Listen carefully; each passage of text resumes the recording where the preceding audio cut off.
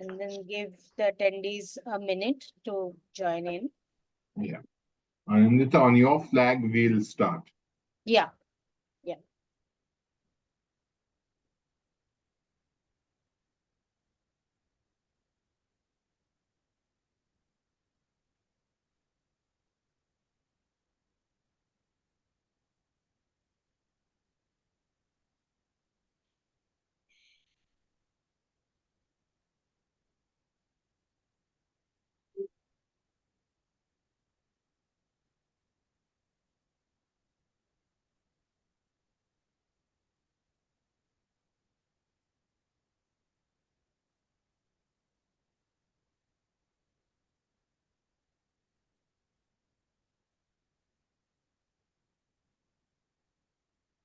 Shubhagato, as the attendees keep coming in, I think we should start because we have a hard stop at 2:30 for Mathuria sir. So let's go ahead.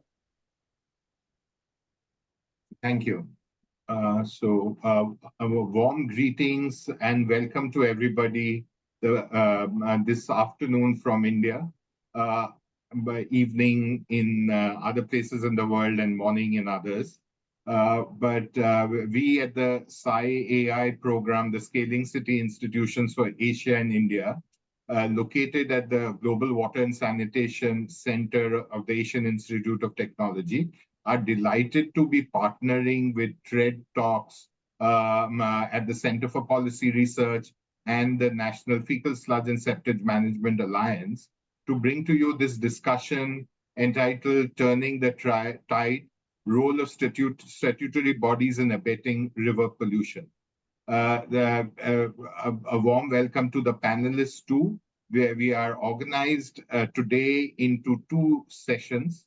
The session one is on the NGT's role specifically in abating river pollution and how some states have been responding to the NGT directives.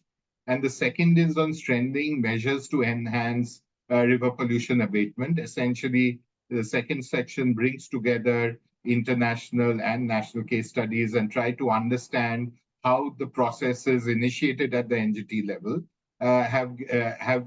can get better institutionalized in the way forward. But with no further ado, let's start the first panel discussion and presentation.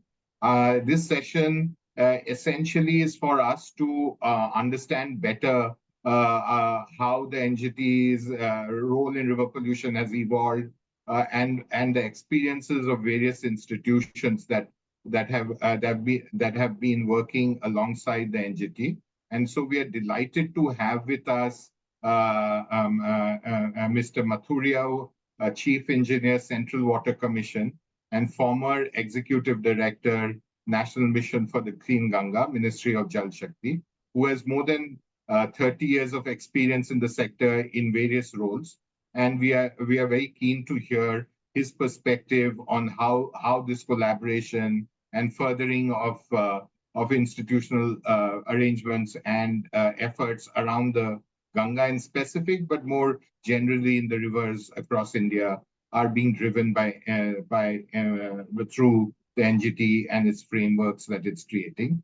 Then we'll have Mr. Kalra come in, who is an advocate on record with the Supreme Court of India and is deeply connected with environmental issues in India and has been a very active proponent and actively engaged in the sector. We are also privileged to have Dr. Sengupta with us, former member secretary of the Central Pollution Control Board, who's well known in this sector, has led the CPCB for numbers of years. Various technical reports have been chaired and authored by him, and he has worked closely with academic institutions too. We also have Mr. Binay Kumar Das, Additional Secretary, Housing and Urban Development Department, Government of Orissa, and our colleague, Dr. Hirunanda Mohanty, who's a Senior WASH Specialist at SCI-AI, who together will present Orissa's understanding and actions in the river pollution abatement front, and bring to us some lessons from the state. But before we move to the panel itself, we will be led in by a presentation by two of my colleagues, Anandita Mukherjee, who is a senior urban policy specialist in the team, and Dr. Isha Khurana, who is a legal specialist. They will talk to us about the evolving role of the National Green Tribunal in combating river pollution. And over a 10, 12-minute presentation, they will update us about how the two judgments that we have looked at specifically have been impacting the sector. With no further ado, I'd like to call on Anandita to start off the presentation and Isha to join in. Over to you, Anandita. Thank you, Shubhagato, and I join Shubhagato to welcome everyone. Thank you so much for joining us for today's discussion. This presentation will be jointly made by myself and Dr. Isha, and we'll present some of our past research from the CPCB data, some analysis on the urbanization and the connection of the river pollution, and also more recent work of ours in understanding the evolving role of the NGT in river pollution abatement. Next slide, Isha. India is the most populous country on earth at this moment, and its rising population both at the national level as well as in its urban areas are putting immense pressure on the natural reserves that the country has. And I'll draw your attention to the figure to the right-hand side bottom, where the per capita water availability has significantly gone down over the past years, with us being at the water stress level currently. And this further is kind of corroborated by the Niti Aayog report that was published in 2018, where through a composite water management index concluded that we are suffering from the worst water crisis ever, and that necessitates many measures to be instituted to abate river pollution at a rapid pace. Now, the problem of river pollution is actually on account of the unusability of the fair share of the reserves that we currently have as our surface water resources due to its contamination with untreated wastewater. And next slide, Isha. And we tried to do data analysis of the CPCB data that is published by the Central Pollution Control Board, and overlapping it with other data points like census and urban data from the census of 2011. We find very interesting results at the state level. While at the national level, we don't see very significant variation, but at the state level, we have seen significant results. And we have taken fecal coliform as the key indicator to measure the unmanaged wastewater discharge into the surface water sources. We see if the city population has doubled over the years, then the average fecal coliform concentration has increased by 25% in those points.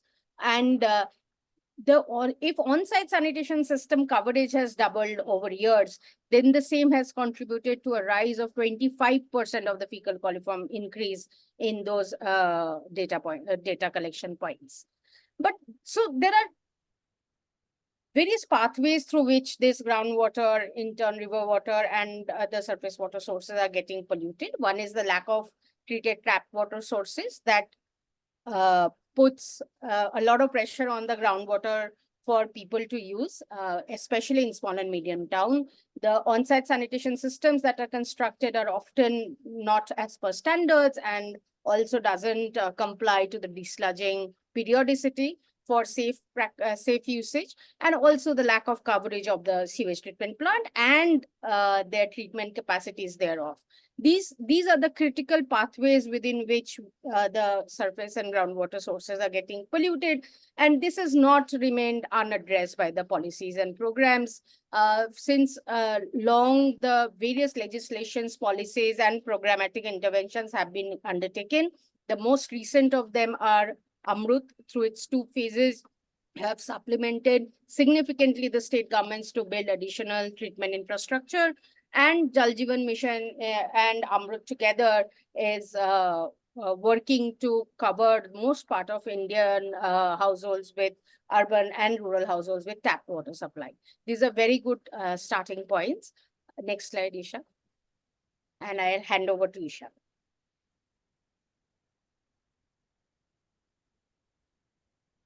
Okay, thank you, Anandita. I am Dr. Ishan. I'll be taking you through the couple of next slides.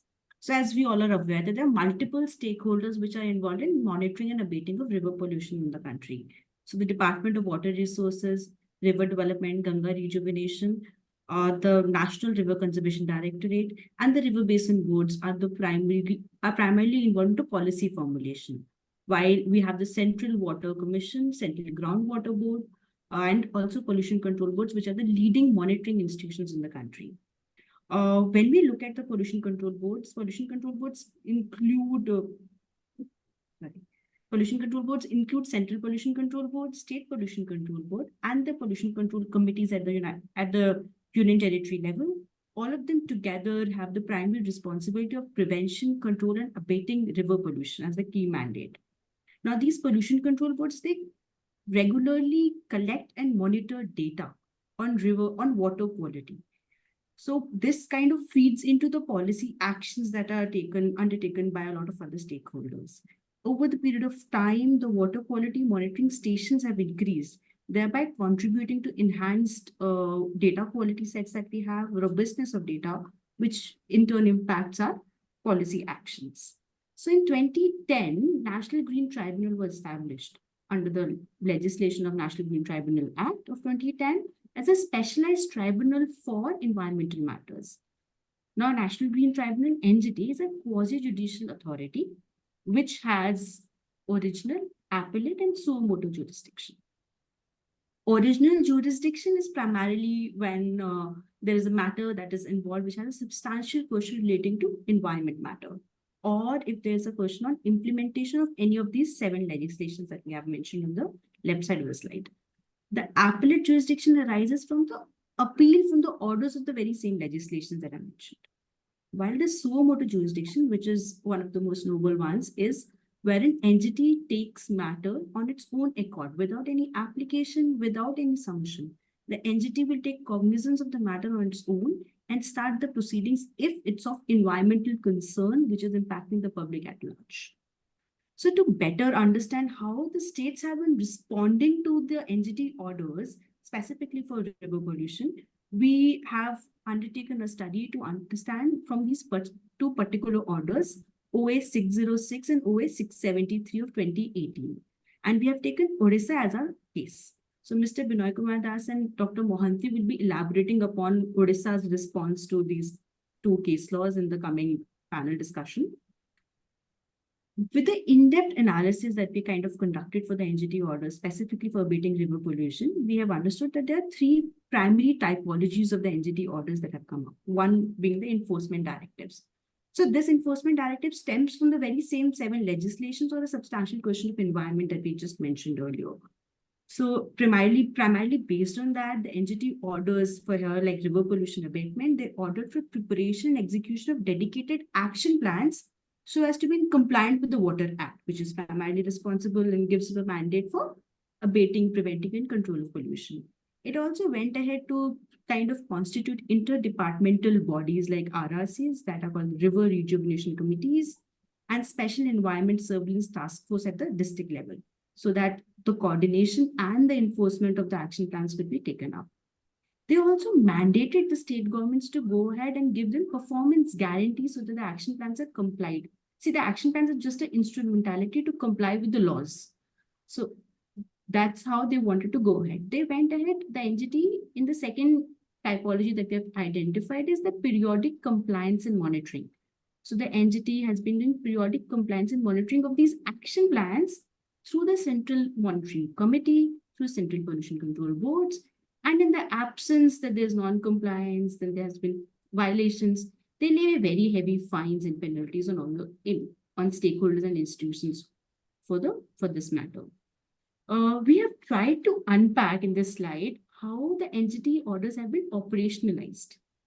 So for this, we understand that NGT kind of directs the state government, and this is a slide that we have kind of put together specifically for river pollution abatement. NGT kind of directs the state government to go ahead and comply with the rules and regulations, the legislations. Further, they ask them to make action plans on how they will curb it and how they will comply with it.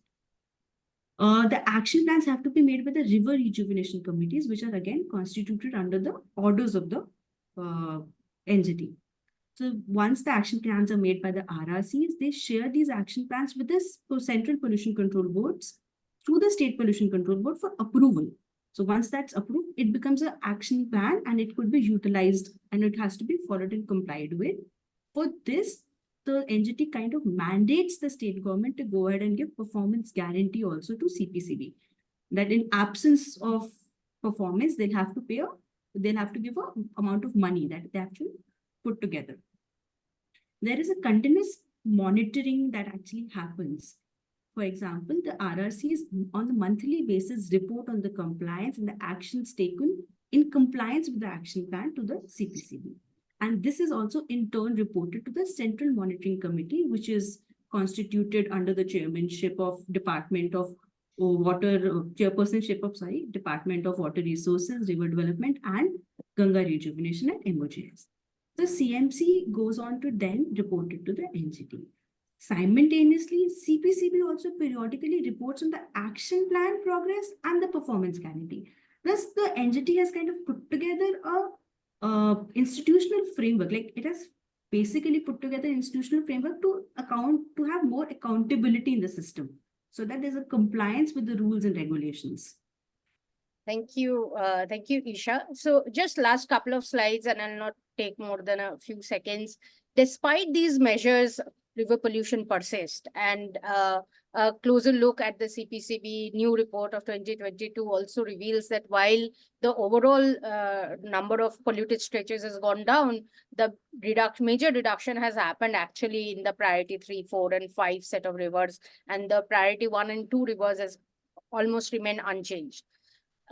So what we are understanding in the urban context that there are two critical drivers of pollution. One is the wastewater contaminations, lack of water sanitation infrastructure, and also another aspect of it is the encroachment of the waterways and river beds in the urban areas.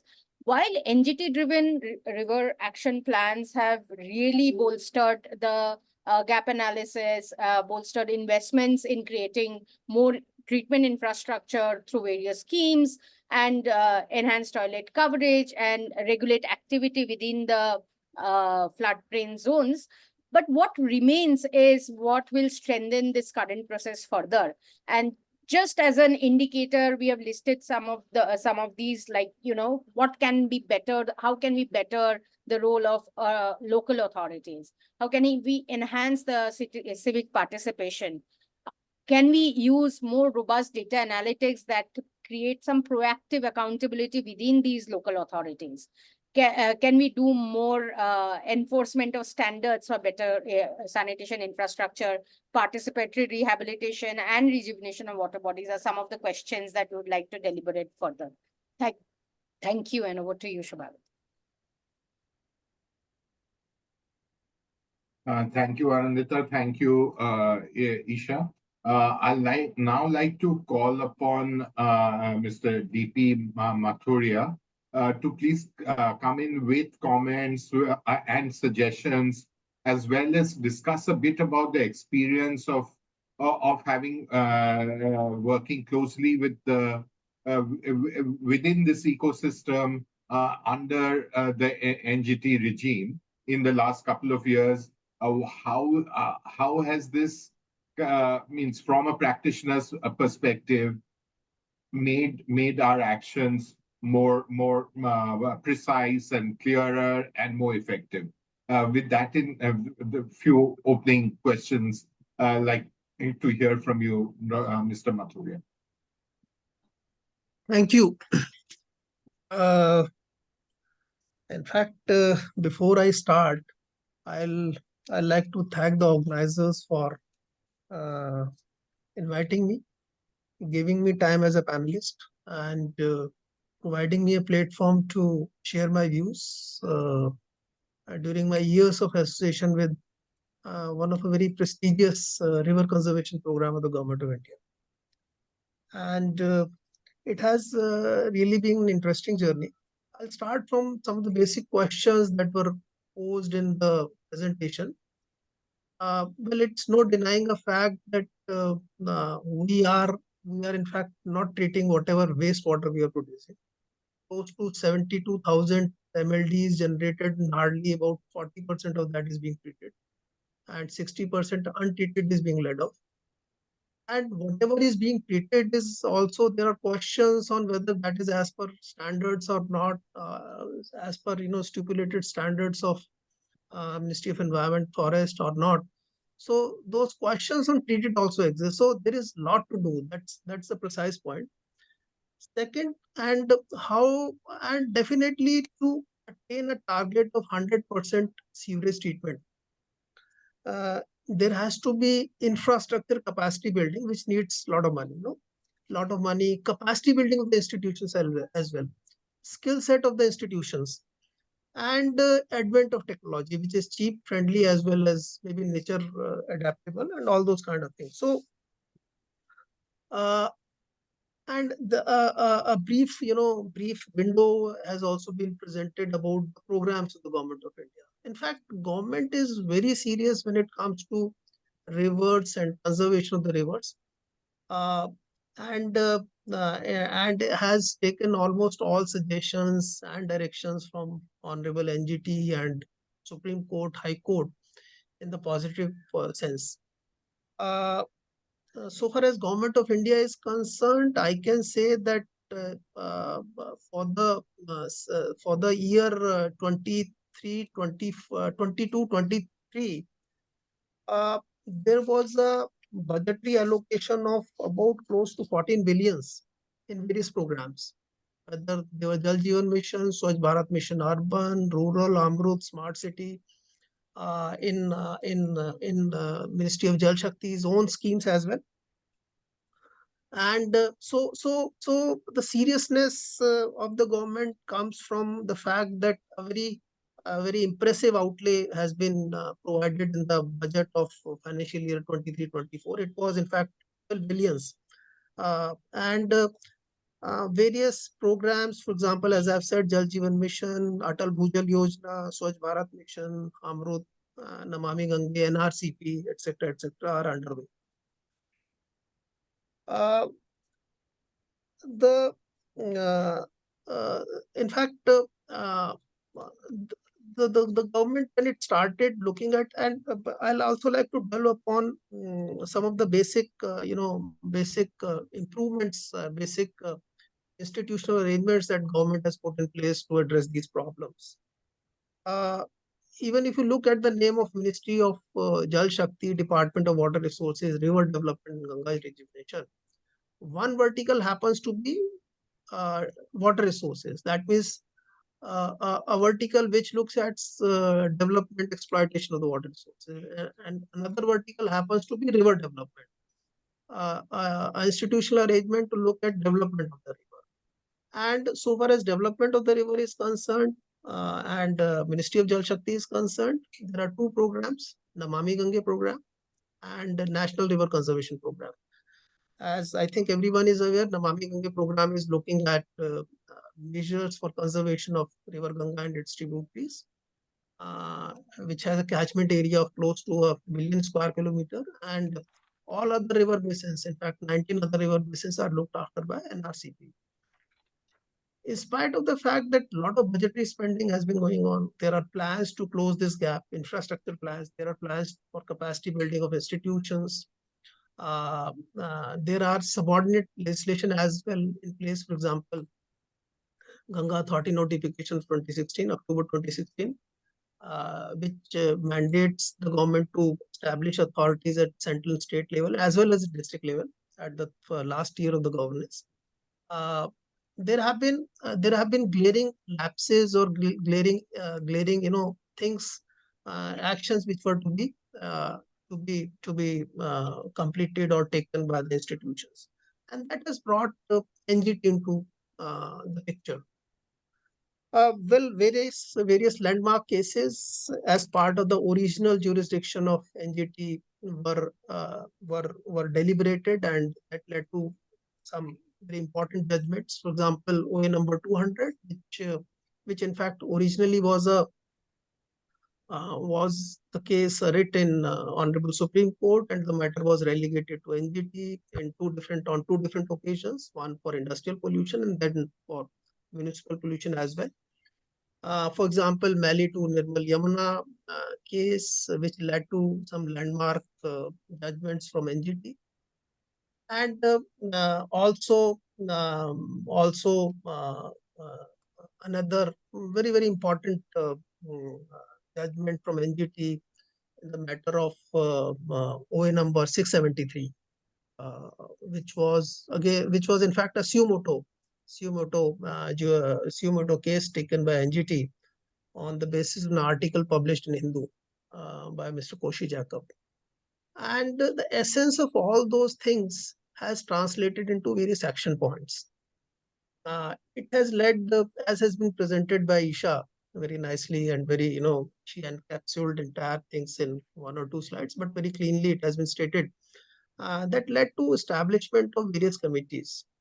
And those committees functioned with obviously with some kind of executive authority as well as some kind of judicial mandate which flowed from the directions of NGT.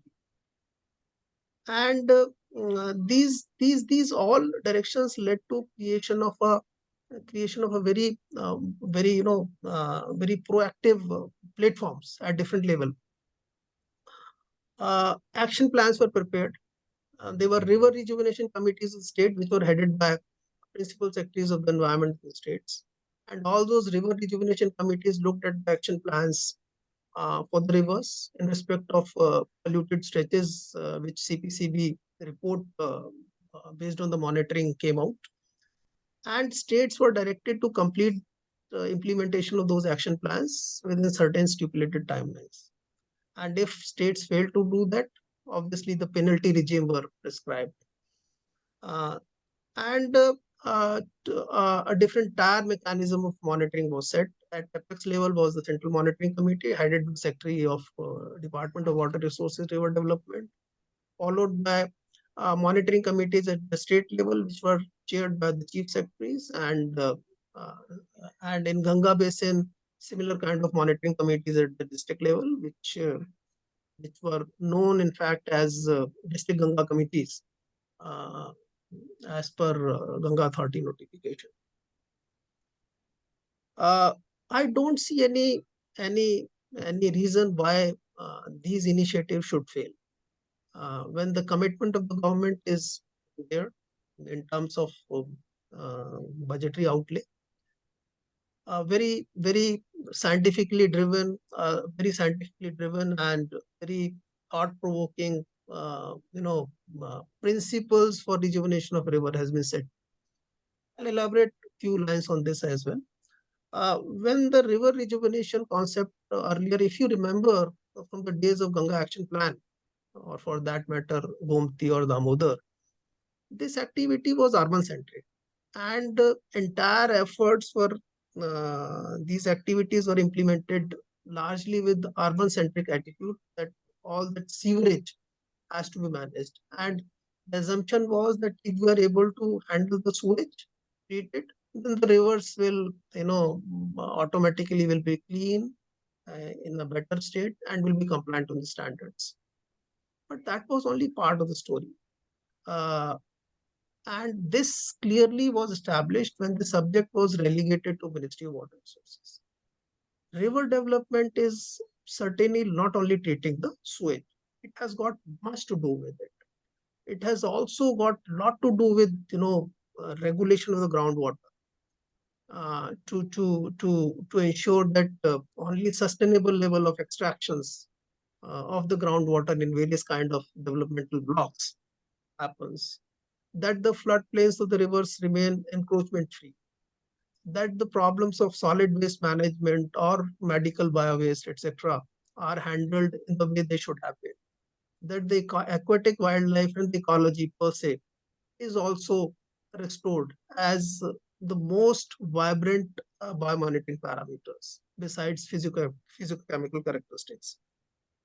And all these bullet points, all these actionable points have been neatly written in the directions of the NGT as well as part of the action plan, which is being monitored by the Central Monitoring Committee through its routine periodic meetings.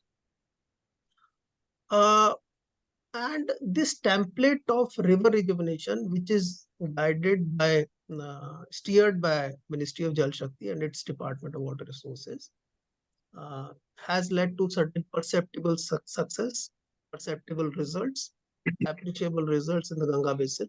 For example, River Ganga up to Uttarakhand is now in the Class A category for last పంపించాను plus. కూడా నువ్వు. Apologies to jump in. There is another minute or so, if you can wrap up in a minute.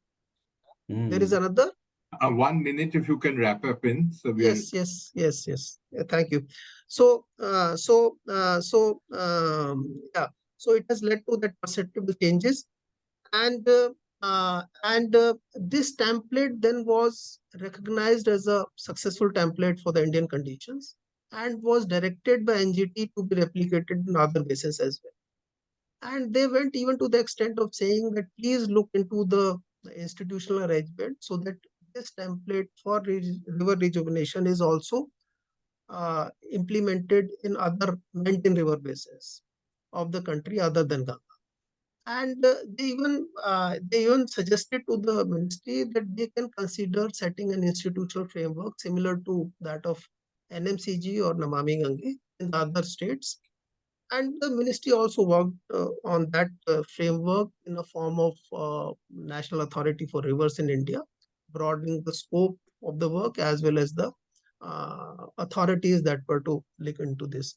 So what ultimately emerged out of those, directions of the NGT, orders of the NGT and the executive actions is that actions taken by the executive or planned by the executive were endorsed by NGT, and there have been certain proactive, fruitful suggestions in the form of directions which have been taken into account by the government of India and made them implementable, so that overall scenario of the river rejuvenation, conservation of rivers shows an improvement. I think it's a positive signal that all the wings of the governance, as well as supplemented by the jurisprudence through the NGT and orders of the High Court, Supreme Court, has in fact tried to supplement the cause of each other, and has led us in a position wherein we can at least say that there is a template on which the authorities has to act. So these are my observations. With Right. this, I'll close. Thank you very much, Mr. Mathura. One question before you leave is that can you provide some insight into why, let's say the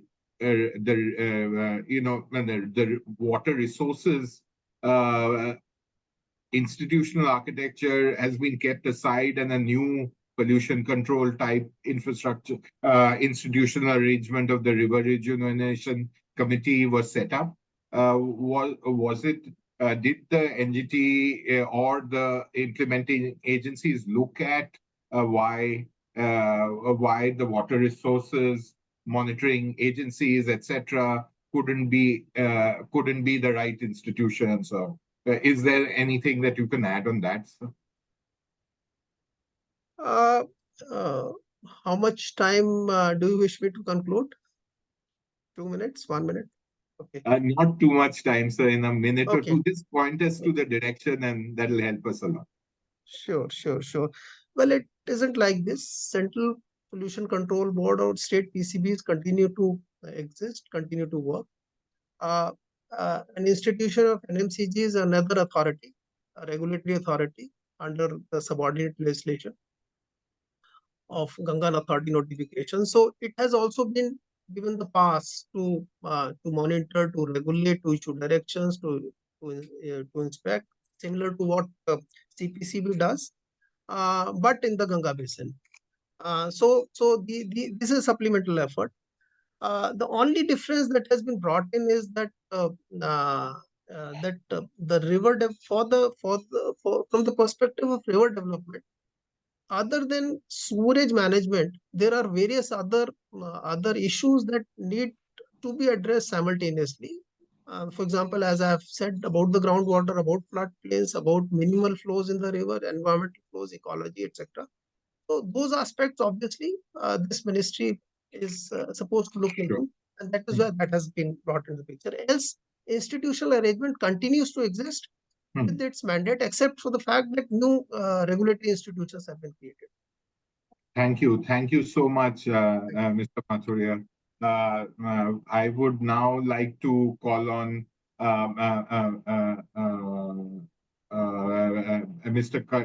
Kalra, who is a practicing advocate at the Supreme Court of India, to also think with us about what key challenges, means a regulatory authority or an enforcement authority has kind of faced in this process of exercising its judicial powers in changing the way we together respond to river pollution as an issue. Over to you, Mr. Kalra, please. Thank you so much. But with permission of everyone, may I request, and if I am permitted, that Dr. Sen Gupta has held a post which is very respectable. And as a native audience, I think Dr. Sen Gupta, in terms of his expertise as well as the fact that he's been a member secretary, he should be given first preference over me, if that is agreeable to all. Maybe as a gesture, I would want that we have him as first, and then as a last, that what is the ground level in terms of litigation and in terms of litigants. I could be the tail end. I would happily be the tail end. Perfect. So Dr. Sengupta, on popular request, please, sir, please come in with your comments, sir. Yeah, thank you so much, Mr. Dasgupta and Mr. Kalra. Sir. What I will start, I have at least 10-12 minutes, Mr. Dasgupta. Okay. You take as much as your time, I will reduce my time. We want to hear you. Okay, I have prepared a presentation, but they told me that is not possible to accommodate. So I am now telling this thing. What about my views? I will start with the concept of the Water Pollution Control Act was enacted in 1974. It's a Parliament Act. And the CPCB and SPCB were formed. Now the clear-cut in the Water Act, clear-cut duties and responsibilities are given. One of the duties of the Central Pollution Control Board under Section 16(2)(h) is to frame the designated water use. That means all the rivers, what is the use of that water, for that the standards have been fixed. I think we are missing in this discussion that one. That is the most important thing, is that how the water shall be used. We have classified A, B, C, D, E. And for example, category B is the drinking water source with conventional treatment. And category C is the drinking water source with all type of treatment, chemical treatment as well as the bacteriological treatment. So there are for this the parameter like BOD, DO, etc. have been fixed. So that is the most important. That CPCB has for all over India, all the rivers, they have fixed the designated best use of that water. And time to time, this has to be improved by the state pollution control boards and the state government. But another important aspect is the responsibility is given to the state pollution control board to control the pollution. That means one is the two type of pollutions are there. One is the sewage pollution, that is the domestic sewage, and second is the industrial pollution.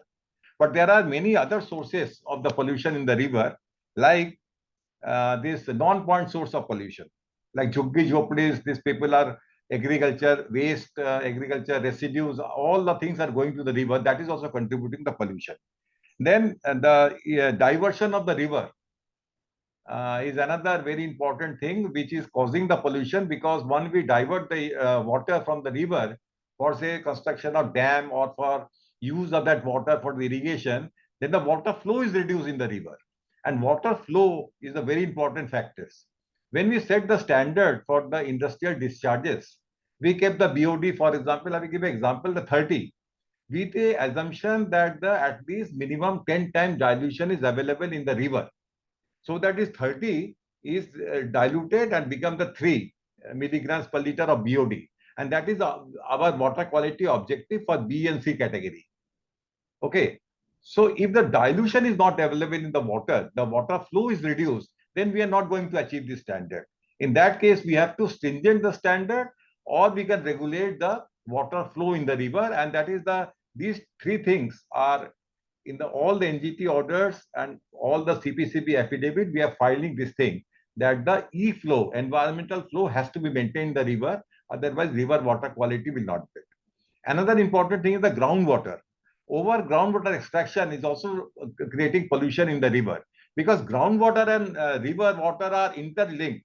If you draw more groundwater, then this water will come from the river, and the river water quantity in the water will be reduced. So that is another one. And then there is a lot of floodplains. We are doing the activities nowadays that is also causing pollution. And finally, the lot of illegal mining operation which is going on in the river, sand mining, etc., is also creating the water pollution problem. So, in the nutshell, I will say that the water pollution in river is not only the discharges of the pollutant, but also many other factors. And we should take an integrated approach to improve the water quality in the rivers. That means groundwater pollution we have to reduce.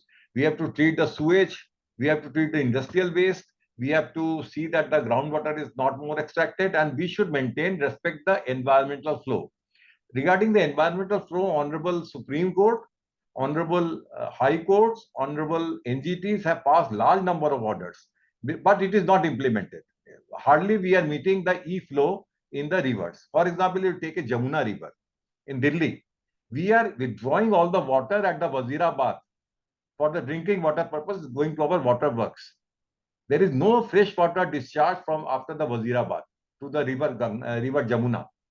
And only through the 17 drains, only the effluent, the sewage are going. Sewage and industrial waste are going in the river.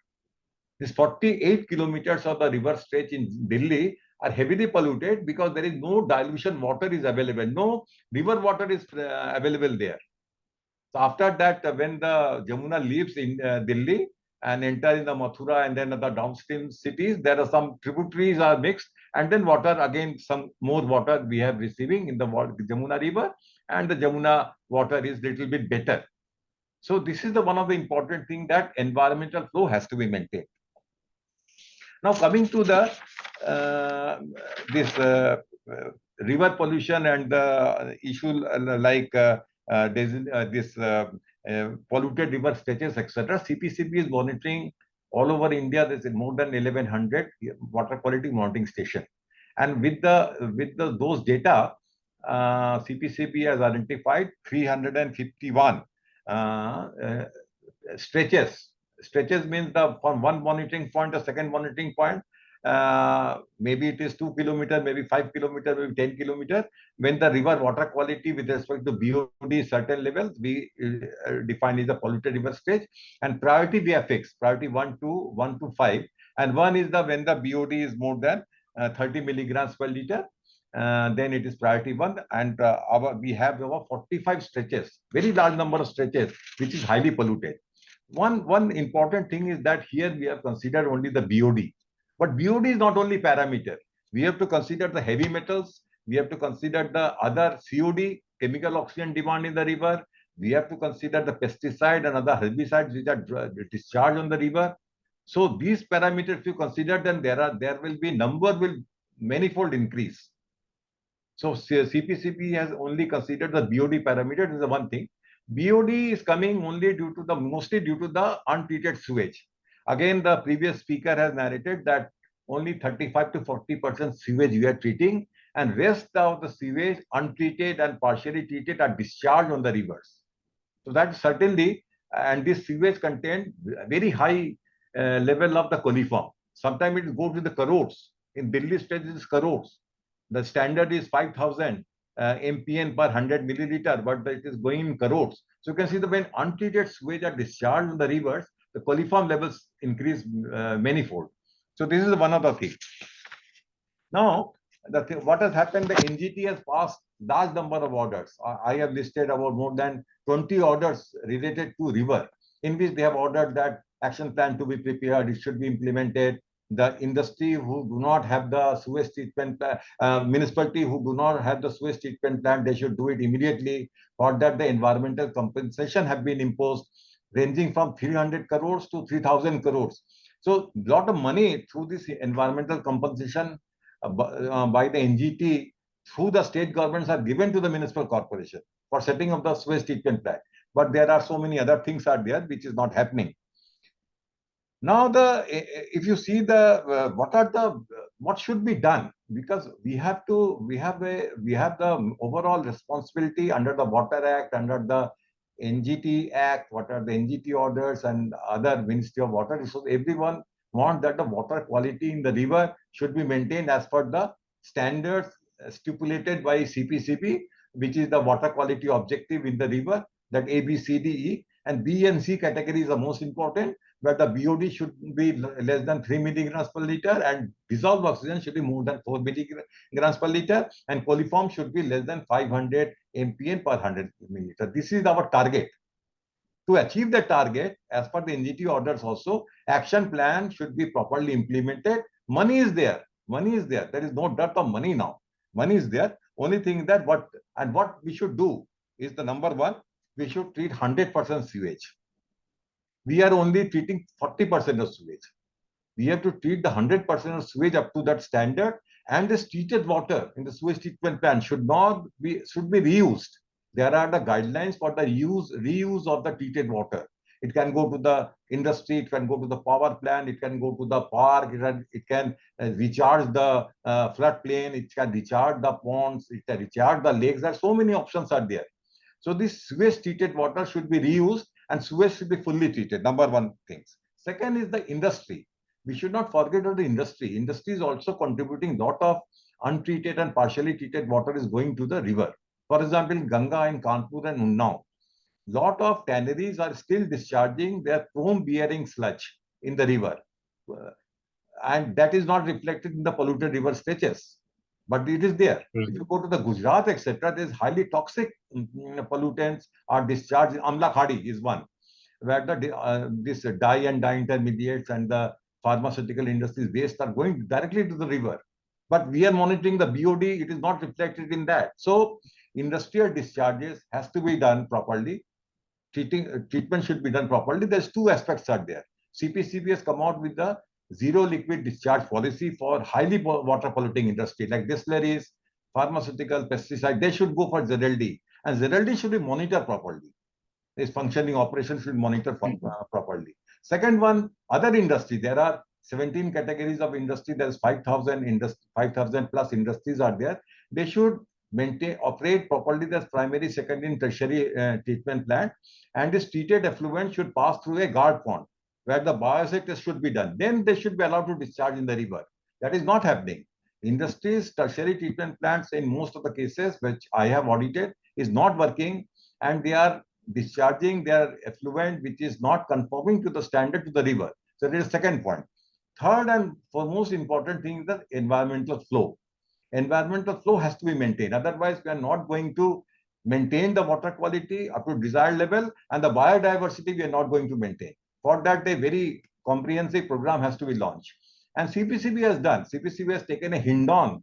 It is a tributary of Jamuna River, and they have prepared a very good action plan how to reverse the pollution problem in Hindon River by doing some steps. That report I have annexed with my presentation, and that can be referred this thing.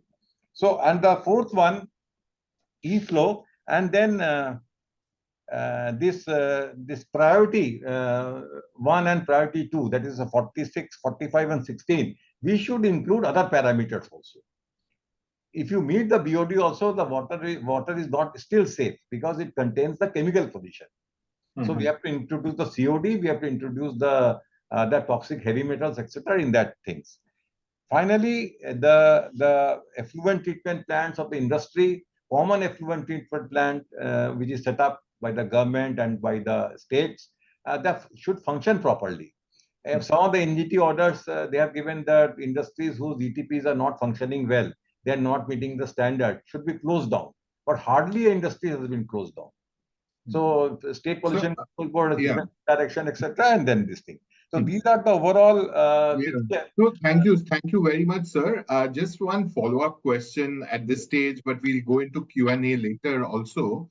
Is that with the association of the NGT, is it that CPCB is finding its work more easier, or means? Could you speak a bit to the relationship that you see there between the You see, NGT is a court, you see, and NGT's order are to be respect should be given to all the orders. It should be complied.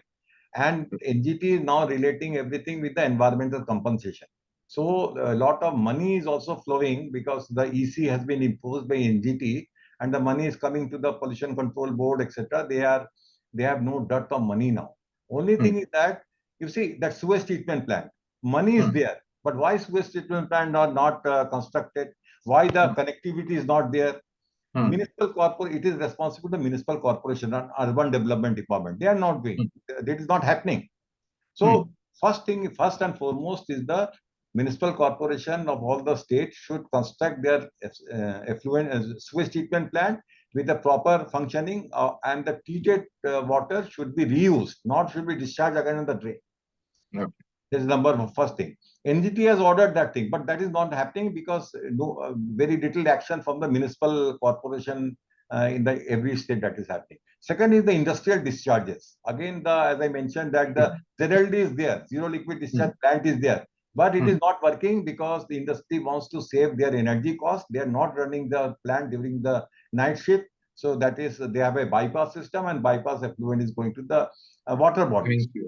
So these are all the things. NGT is very rightly and very correctly giving the direction, but this direction is not fully implemented. That is the main problem. Thank you. Environmental flow.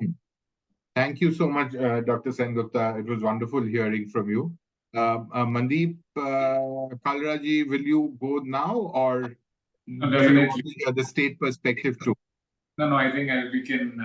I can take the thing ahead now, and thank you so much, Dr. Sengupta, for enlightening all of us with all your experience and all your thoughts. And thank you all the organizers specifically for having us here and sharing a little bit experience that we have gathered in all these years. And as a litigator, I must say that that the role of the National Green Tribunal has been phenomenal in identifying the issues, in analyzing the issues, and then for getting an action plan made. And not just that, but ensuring that it is monitored. I think there are guidelines, there are action plans made every now and then, but the task that comes in, or which distracts the implementation of these plans, is the continuous monitoring. I think I would want to start with this, the need that why was in 1974 the Water Prevention and Control of Pollution Act, why was it enacted? What was the need felt by the central government? Specifically when the powers to have this law were very limited under 2 articles of the Constitution. And the preamble or the opening paragraph of this act very beautifully defines that what has been the structure and what has been, how the rivers across the country have been degrading, and how it's not, maybe 90% of it may not be intentional, but there is unawareness amongst the youth, amongst the citizens. More than that, the industrialization, specifically when the industrial zones or the industrial setups are happening next to the riverbeds. That is the main criteria for any industrial zone or any industrial body to set up. Most of the industrial zones, if you see across the country, are set up near the riverbed for multiple reasons, as the manufacturing activity can continue. So the preamble that is mentioned under the Water Prevention and Control of Pollution Act of 1974 is important, and it reads as under that an act to provide for the prevention and control of water pollution and maintaining or restoring of wholesomeness of water, very, very important, for the establishment with a view to carrying out the purposes aforesaid of boards for the prevention and control of water pollution, for conferring on and assigning to such boards powers and functions relating thereto and for matters connected therewith. Whereas it is expedient to provide for the prevention and control of water pollution and maintaining or restoring of wholesomeness of water, for the establishment with a view to carrying out the purpose aforesaid, the following act is enacted. Now, the idea or the concept that the legislature had in mind while having this act in place was the wholesomeness of water. More than water pollution, it is the focus that the legislators had was that the wholesomeness, whatever was the original condition or whatever was the original state of water, that should be restored. When I talk about this wholesomeness, I would like to give a real time example which we could face.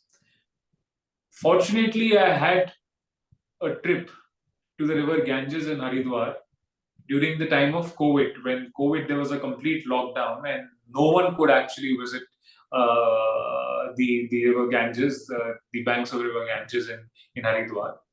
That 45 days, 60 days when there was a complete lockdown, I had an occasion to visit the river Ganges.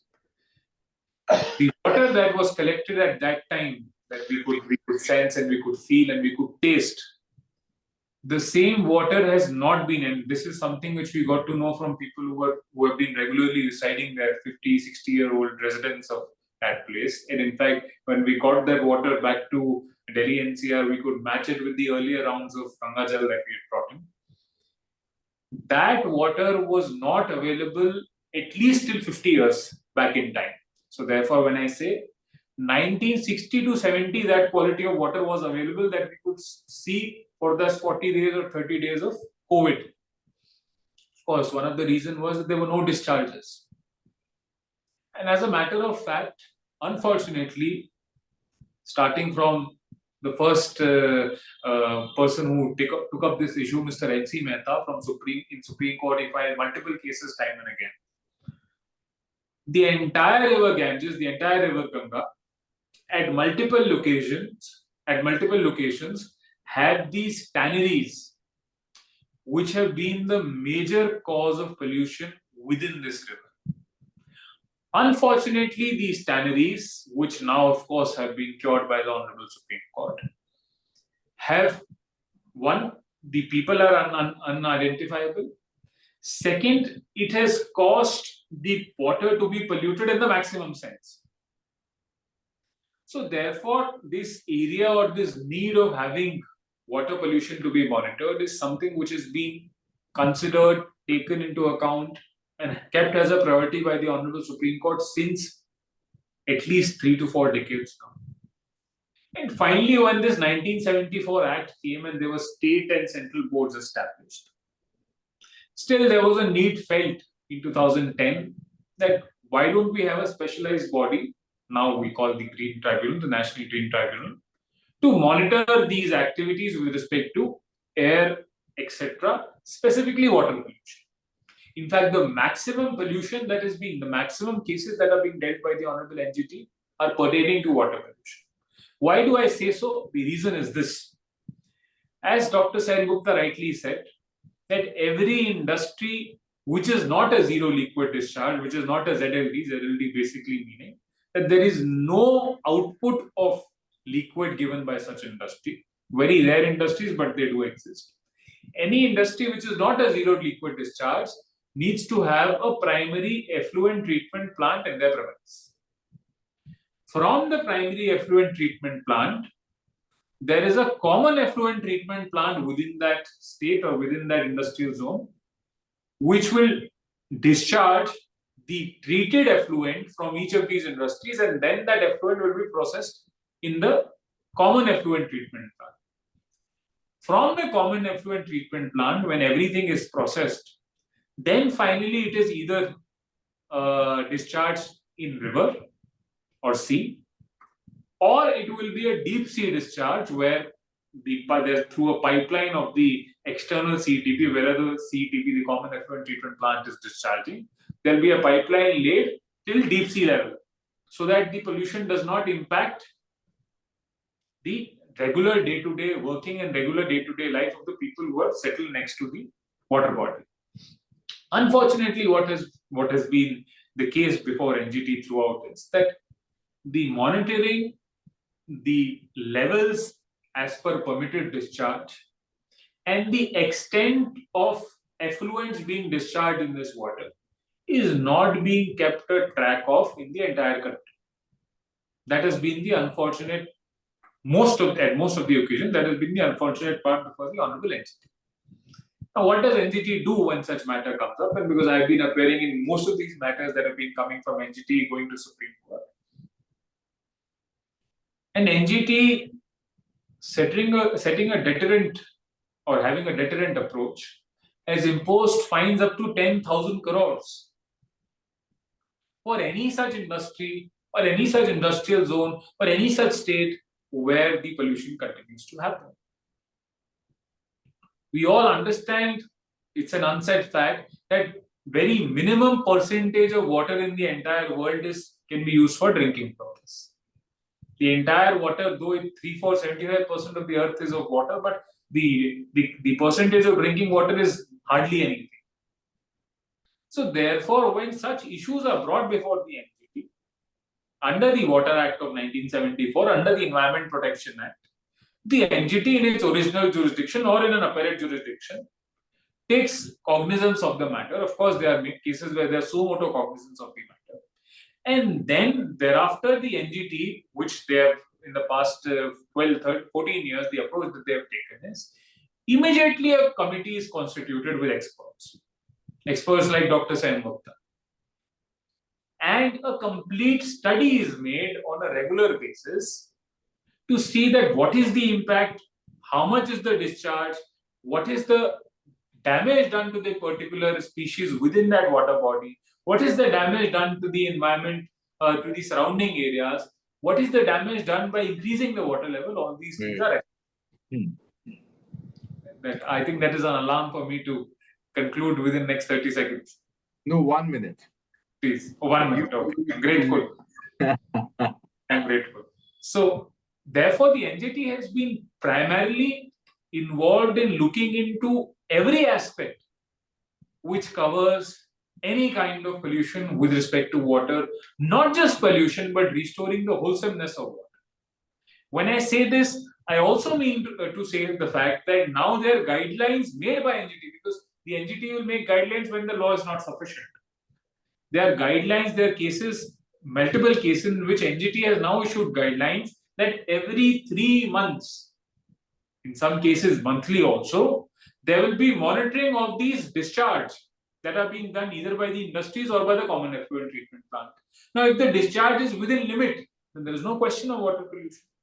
So, because of these active role being taken by NGT, which of course is supported by the Honorable Supreme Court, the level of at least 90% of rivers, I would say, which was there from 1970s till 2000, the pollution level has gone down. In fact, the NIO is specifically involved in these studies, and they have given reports to the NGT that because of the active support and active involvement of NGT, such things are getting better. And I think the environmental compensation, which I think is the deterrent approach, is setting an example for all these industries from not violating the law or the principles as laid down by various provisions of acts as well as the NGT. I think I've exceeded 5 more seconds, so. No, but thank you so much. It was very clear. Your position and your comments were very interesting. And, to get it from an authority is what we are looking for at this stage. So thanks so much, Mr. Kalra. I'll now request for the state perspective, first inviting Dr. Hirunanda Mohanty and Mr. Binay Das to talk a bit about how Orissa government, especially on the urban side, has been responding to these action plans and directives. Over to you, Dr. Mohanty. Yeah, thank you very much, Swagataji. So taking cue from the previous speaker, pertaining to the NGT order and the kind of pollution report published by the national CPCB, I'll basically focus on Orissa, and then out of 351 polluted river stretches, in Orissa, 19 river stretches were identified, and all these 19 river stretches are distributed among 5 river basins, and most of these river basins they identified in Mahanadi river basins. And as rightly also spoken earlier, that these 19 river basins also privatized in 5 routes. Maximum the private one is basically based on the concentration of BOD and both highest one and lowest one, depending upon the concentration of BOD. And coming to the NGT order, particular 673, which is also spoken earlier, I would like to only go directly to the that how this entire order is interpreted, analyzed, and different kind of action plan identified at the state level for interventions. So I'll just speak about that in a nutshell. What the kind of action points or action issues or action areas identified at the state government level, particularly, and that I'll have to I'll focus on. Please go to the next slide, please. So that the first one is the preparation of action plans for the polluted river stretches, setting up interdependent coordination committees for abolition for abating the river pollutions, and 100% treatment of sewage and setting up STPs at the ULB level, and also regular monitoring, and particularly similar in the line of polluted river, the action plan is supposed to prepare the coastal pollution as well. So these are the major points, major action areas identified for intervention in case of Orissa. Now I request Vinod sir to at least speak on this initiative taken by the government of Orissa for abatement of polluted river stretches. Over to Vinod sir, please. Thank you very much, Mr. Mohanty. So, good afternoon, everyone present in the webinar, and thanks for inviting me to participate in this webinar. It's a very useful and very, learning session. So, as Mr. Mohanty has told, so basically in Odisha, there are major 3 river systems. One is Mahanadi, another is Brahmani, and the third one is Baitarani. So Mahanadi is the biggest and the longest river in Odisha. It actually it originates from Amarkantak plateau of Madhya Pradesh, and it crosses. It just divides Odisha into almost two equal parts from west to east, and it is called as lifeline of Odisha, Mahanadi. Be it drinking water, be it water for industries, be it irrigation. So from British era, lot many irrigation projects have been done, and taking water from Mahanadi, and pisciculture also, inland water transport as well. Many inland water transport were taking place on Mahanadi River itself. So not only the benefits and advantages, there are disadvantages also, like adversities we have faced whenever there is any flash flood. So Odisha is mainly affected because of the Mahanadi river system, also Mahanadi, Baitarani and Brahmani. So many devastating floods Odisha has witnessed. And of course, I will tell something, even though it is not, it is out of context, because many stories have been written on Mahanadis. Many prolific writers have written many stories on Mahanadi, and every Odia people has some kind of attachment with Mahanadi. Many romantic songs have been sung by many famous singers of Odisha as well. So this is and if you see the cities of Odisha, Sambalpur, Katak and Bhubaneswar, all 3 municipal corporations are on Mahanadi river system itself. And Paradip is another industrial area that is also on Mahanadi river system. Other 2 municipal corporations like Parampur is on Rushikula river system, and Raurkela, where there is a steel plant, it is on Brahmani river system. So it is all bigger cities and the industrial areas on the river basin only in Odisha. So we'll talk about the sewage treatment in Odisha. What was our sewage system in the Odisha, and what is our approach now? So Odisha, after this NGT direction, and prior to that also we had made a lot of changes in the treatment of sewage, particularly because there was many uncontrolled discharge of sewage water. So we had two kinds of approach. One is sewer systems, wherever there is a sewer system. So STPs we have constructed, and there are in non-sewer cities we have made septic treatment plants. So because of the prevalence of on-site sanitation system in many households, because they have constructed septic tanks, so we have done that. Why we have done it? Because in the sewer cities, what is our experience? It is first of all, capex is very high, opex is also very high. The construction is also extremely complex, and there is always a absence of public will. Lot many difficulties we face, law and order situation also we face, and also political disturbances. All these things in the cities also. So that is why we had made the FSTP approach in non-sewer cities. So we have constructed 119 number of ACTPs or septic treatment plants, and we have built up already the capacity of 2057 KLD. So and not only in the urban, in the towns itself, we are covering the rural areas also, because under rural urban convergence, because those are the areas in the panchayats, these are fringe areas. So we are covering those areas also. So we have two kinds of approach. One is treatment of black water, and another is treatment of grey water. So in black water, so to say, we have all the facilities we have created in STPs, sewer cities. We have built up the capacity, but the only gap is that we have to bring all those households into our loops. So household connections, we are giving emphasis on bringing all the households into the loop, so that all the households will get connected to the sewer system. And in STPs or these SCTPs, septic treatment plants, we have already created the capacity in all the township, all our towns, all the ULBs we have covered, and not the urban areas also, in rural areas, fringe areas also.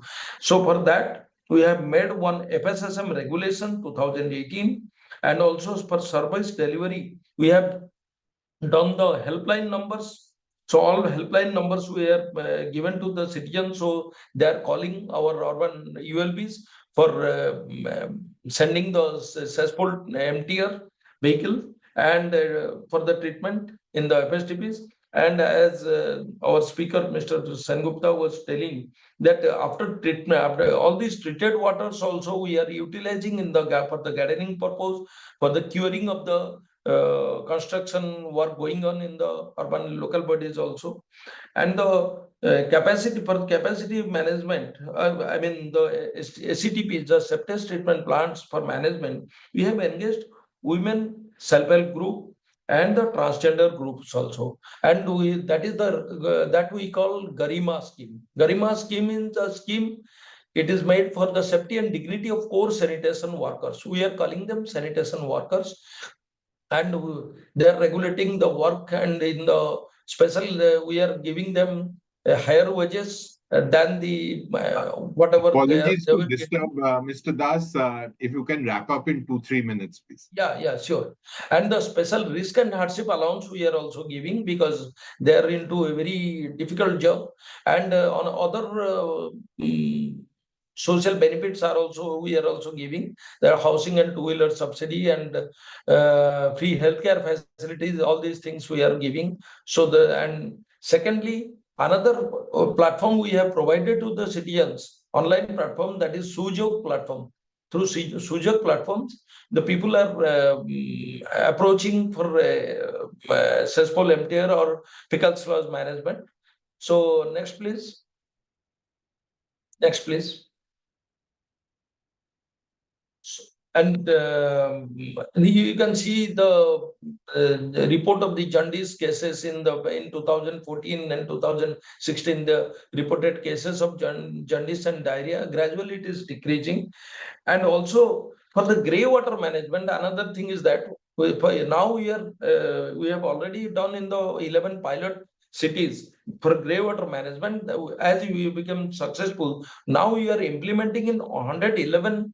I mean, sorry, 115 cities for grey water management, so that in the grey water management we are having different kinds of approach, like household level, lane level, and also outfall level.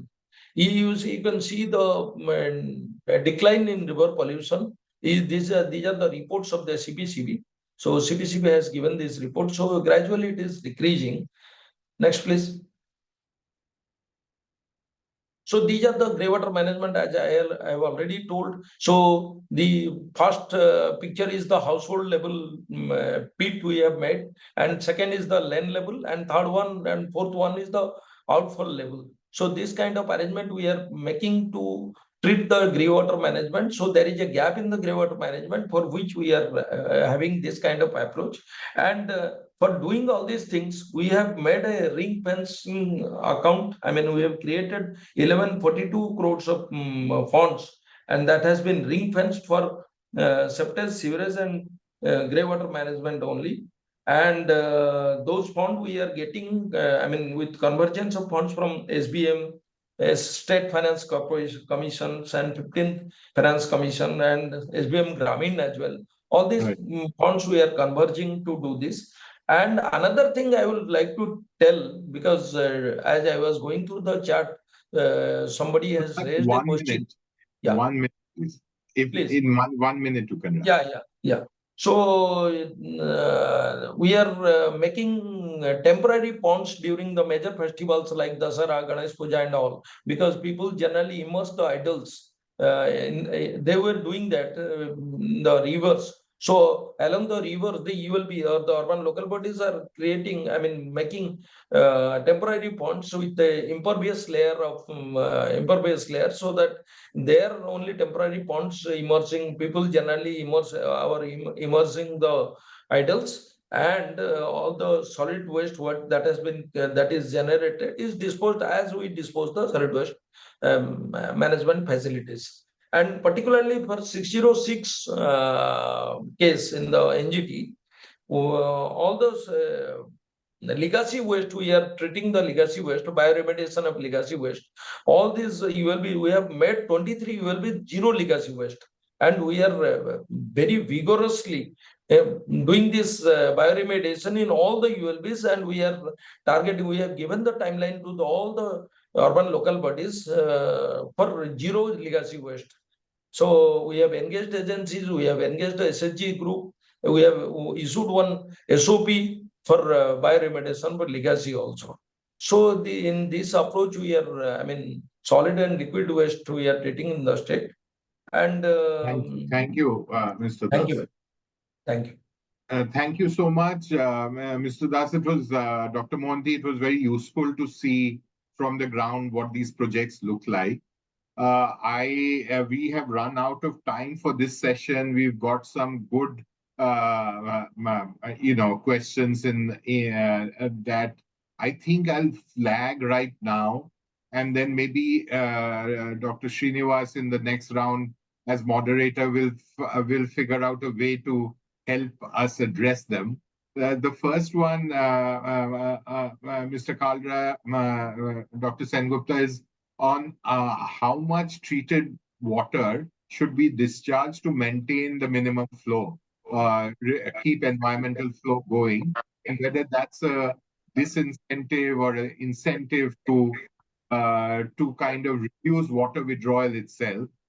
Another is around the risk and availability of treated water may lead to delay in adoption of technologies for extraction, and whether the NGT itself does get into more, means how is the evaluation of the action plans done? For example, does the NGT have a say? There is a a very strong technical bias in the action plans as we studied them, much less on softer aspects, which Mr. Kalra also mentioned, Mr. Sengupta mentioned about the capacity development, etc.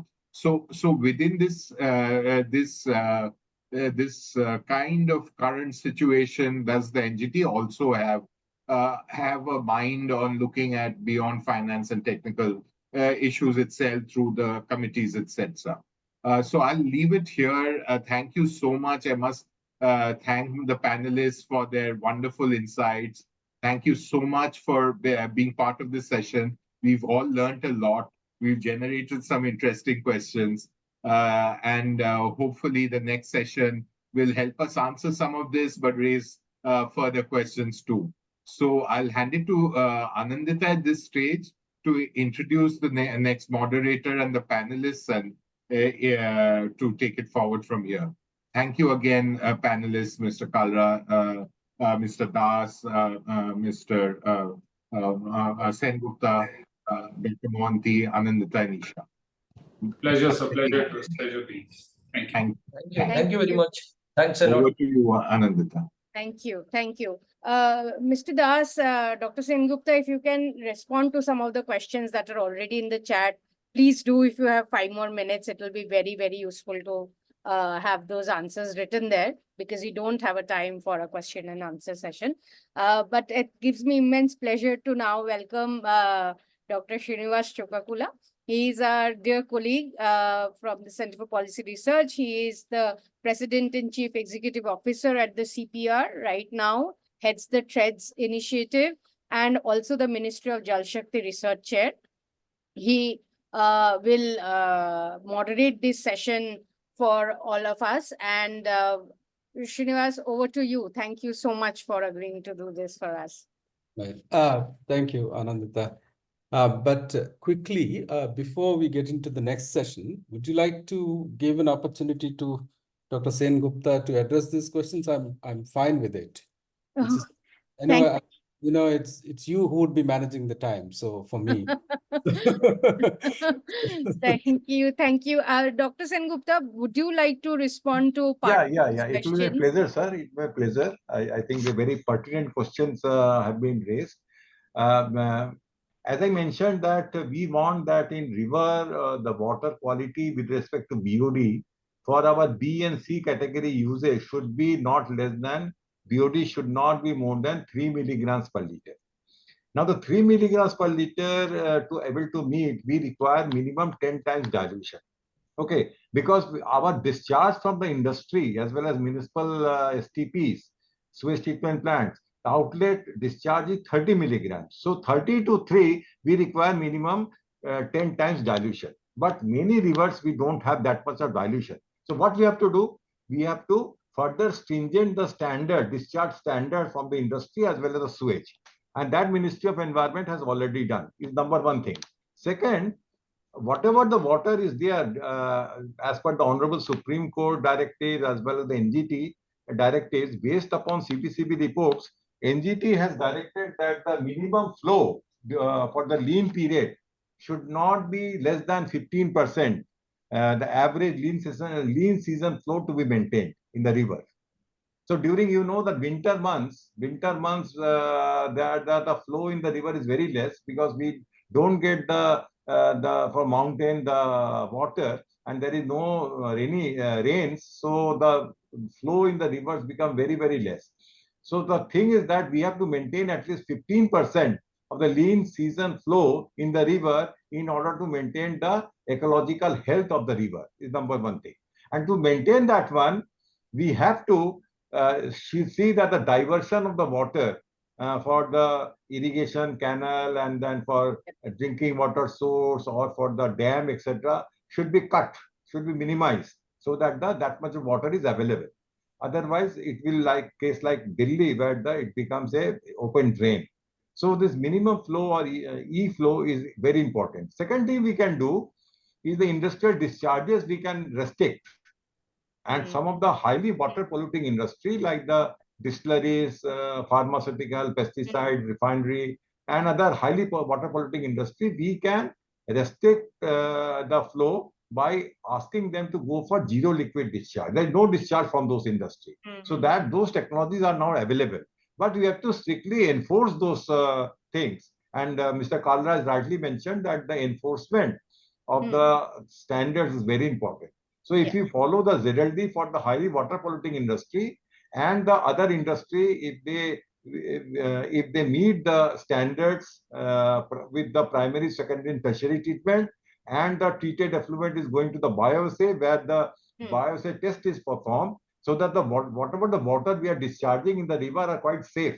Because the bioassay test, we put some fish and see the survival of the fish for the 72 hours. So if the effluent is passing that bioassay test, then water is safe. So then only it is permitted. Otherwise, it should be again be rerouted through either the ETP or the CETP, etc. By this way, we can manage the quality of the water in the river so that the environmental health is maintained, the biodiversity is maintained. We must remember this water is not only for the human consumption. All the bio species, the fish and the other bio species which is present in the water, they also have the right on this water. So we have to see the full biodiversity and take an integrated approach for maintaining the water flow and the water pollution in the river. Thank you, Dr. Sengupta. I think that sets the stage, Srinivas, for you, because how do you balance these varied demands on water, given water itself is getting scarcer? How do we plan for it? Over to you, Srinivas. Very eagerly waiting to hear. Thank you. Thank you, Anandita. Thank you, Shubhagato.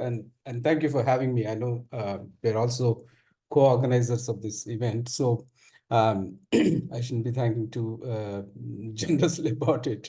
But I understand now why Dr. Sengupta, Mr. Kalra has given so much, was very keen to give so much time for Dr. Sengupta, because he comes with such a rich understanding from practice, and it basically points out to various kinds of interlinkages that you are trying to sort of capture in the second session.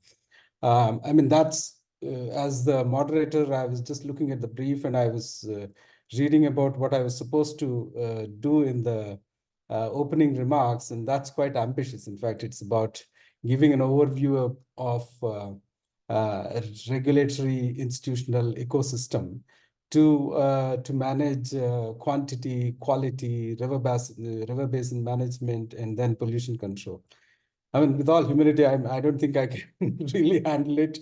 And also, it is also unfair to the panelists that who we want to hear from. But I think what I found quite interesting is that the way these panelists were selected and were asked to sort of address these questions. And I see that you you tried to capture the entire landscape of river pollution abatement. Bringing in, trying to bring in insights from the international context, from Malaysia and then Europe, and then also cover the scales of engagement, particularly when it comes to river pollution abatement, right from national and then subnational and then further down at the ULB level. That's quite interesting. And we have, to address these issues, we have got this very distinguished panelists. And then I guess the way this order was sort of organized is to basically give opportunity to these international experiences primarily to begin with, and then come to Indian experiences, starting from ULBs to, and then coming to national level insights. So we have Miss Amr, Haslina Binti Amr, who is the Chief Assistant Director, River Basin and Coastal Management Division of Selangor Water Management Authority, Malaysia. She's going to be the first one to speak. And then we have Debarshi Dasgupta, who's our colleague at CPR, who's working with other colleagues at the TREADS initiative, looking at the European experiences of river rejuvenation and controlling pollution. And then we have Mr. Nitin Basi from CEEW, who would be engaging with ULB responses to the challenge of water pollution. And then we have Mr. P.K. Mohapatra continuing the Odisha story of addressing it and its one of those new things that I'm going to learn, particularly the experiences of River Rejuvenation Committee at a subnational scale.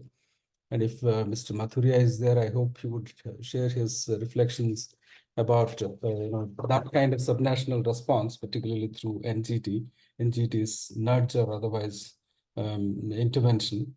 And then we have Dipendra Kapoor from Center for Science and Environment, who would be engaging with the national level pollution abatement issue. So without further wasting time, can I request Ms. Haslina Binti Emmer to come in and share her experiences and thoughts about managing river pollution in the state of Selangor in Malaysia. Ms. Emmer, she'll be using a PowerPoint. Yeah. Okay, thank you. First of all, I want to say thank you to Dr. Srinivas as a moderators, and also the organizers, GWSC, and also the Scaling the City Institution of Asia and India for inviting us as one of the case study about the challenges and strategies in water resources management towards sustainability of water resources in Selangor, Malaysia. So first of all, I will share about the experience in the perspective of Selangor, actually. Next. So today I will share with the audience about the introduction, about the RVM implementation, water resources management strategies, and also the way forward. Next. Okay, this is some introductions. So we can see that LUAS, or we are the entity that has been established as River Basin Organization, or RBO, in the state level. Because in Malaysia, we have the federal level, state level, and also the local government level. So now LUAS, or we call it as Selangor Water Management Authority, was in the state level agencies. So the function is for the management of water resources, river basin and coastal waters in the state of Selangor, Malaysia, under LUAS Enactment 1999. So, and it is very different with the other agency or typical technical agency. We can see from the right side, it is the river basin, all the river basin in Selangor or Malaysia. We have the 7 main river basin, and we can see the green area in the upstream is all the 7 main dams in Selangor. And then we can see 7 main river basin, and the most important river basin was in the Selangor River Basin, which is supply about more than 60% of our water supply in Selangor and also Klang Valley. So this approach, we are using the integrated river basin management approach, and we have established as in RMK 8, 2001 and 2005 actually. And we are also the model how Malaysia started implementation of integrated water resources management in Malaysia.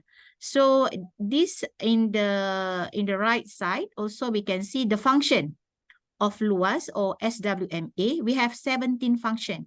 So will discuss about how we manage the quantity and quality, the environment and ecosystem, about how to manage the water demand, because we have all the water intake operator, and also we have the water abstractor that abstract the water from the river or from the groundwater. And we are implemented the integrated approach in this management of water resources, and also the monitoring and enforcement. When we have the enactment, the LUAS enactment, so we have a body to enforce all the regulation, all the condition that has been licensed to all the premises. Okay, next. Okay, this is a jurisdiction when we can see where are we, or where is LUAS is. So we are the body that in charge on the water resources. We can see from the left-hand side, we are the agency that manage the catchment area. So it's mean the catchment area because we have a dam and we have the catchment area in the upstream part, and most of them is a forest reserve, either forest reserve or maybe some development in the upstream part. And all the release from the dam will go to the river. So from the river, actually the water intake operator that process the water and distribute the water will abstract the water from the river. And so we are the body that must have full power to ensure that the water resources is enough and also must be cleaned. So the policy, the most important policy is to ensure the quantity is to ensure the sufficient quantity and also the clean water. that to be used and to be supplied to the users. So beside that, luas, we have the Department of Environment. So as we know that water and environment is works together. So now we have Department Environment, then they have jurisdiction under Environmental Quality Act 1974. And they have their own jurisdiction under for the environment and also the pollution control. I will discuss first about the differentiation between luas and also DOE. And we have in the local part, it's the local authorities that they have the local government act. So all the activities is included in the local government side will be governed by the local authority. So after we have the water resources, of course, we have the water usage. So many types of usage from the water. We have in the economic side, we have the aquaculture. And of course, we as users, we have the domestic and sewage that will be discharged to the river. And then the industry, of course, they need a water, animal husbandry, agriculture, and also the environment. When I see the environment, I think the previous panel also have discussed about the environmental flow. How the environmental flow is very important towards the river and also the ecosystem. So nowadays that this is the important thing that we must balance between the economics and also the environment to have the good biodiversity. So in terms after we use, of course, we will discharge. We discharge back to the river, and we as a regulator will also manage to ensure how was the quality of the discharge of the effluent towards the river. So this is also the regulator body that also in charge and work together with luas because we are implemented the integrated water resources management. Next. Of course, we have to manage water is not very easy because we see that we have many issues and many challenges. As we know that Selangor is one of the the developed states in Malaysia. So of course, we have a rapid urbanization, industrial development that also will affect the water resources or rivers along the city, along the area that has been developed. So beside that, we also have the threat of the climate change. I think the climate change is one of the factor now because when we have a loss of rain, we get flooded, and we got little water, we get drought. So how we want to balance this situation nowadays? This also will affect of the river water quality, the environment, and we also have facing about the transboundary issue because certain of our river basin has been shared between two states. It means that the river is come from the upstream, is from another state, then it will move around until reach the Selangor. That we have the intake in the downstream pipe. So anything happen in the upstream catchment, of course, will affect the situation of the water quality and will affect the water supplies in the downstream part.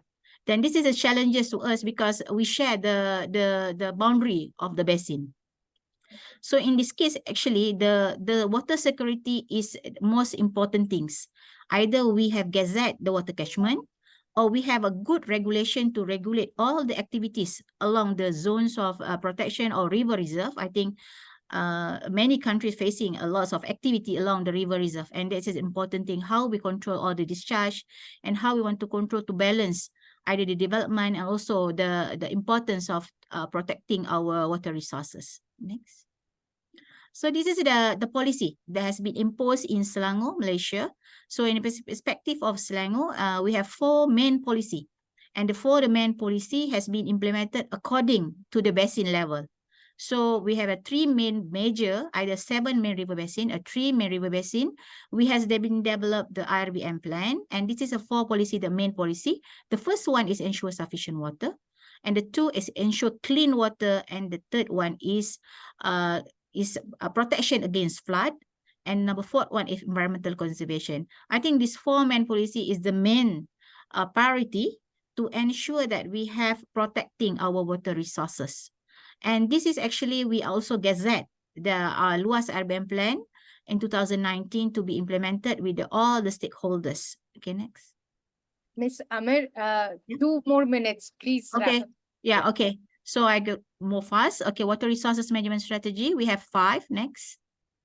Okay, this is the first strategy, the quantity and quality control, and all the licensing, either water abstraction, written approval, licensing of enter or discharge of pollutants, licensing of inland water navigation, and licensing of water diversion. So it is mostly for all activity that related to water that has been licensed, and you must fulfill all the condition of the activity that has been licensed. Next. So this is the governance sector. So we can see that because LUAS in the state level, we have our chief minister as our board. And then we have the technical committee, that's Selangor State Secretary. And then we have the main committee that is in charge from our EXCO members, either in river conservations, in water resource pollution emergency committee, and also in river basin coastal management committee. And we have three main task force that to ensure that all the policy that has been developed will be implemented. Next. Okay, this is the third policy, is river basin monitoring and surveillance. We have established the LUAS Quick Squad in 1st December 2020, and the most important is to monitor the critical river basin 24 hours and prevent any river pollution to avoid water treatment plant shutdown. Next. For the river monitoring program, we have inventory all the activity along the river, so the river reserve, and we have identified the effluents, and we have do a sampling to ensure what types of the water quality index for each effluents that enter to the main river. Next. And this is a zero discharge policy that has been drafted now, and maybe will be enforced on June 2024.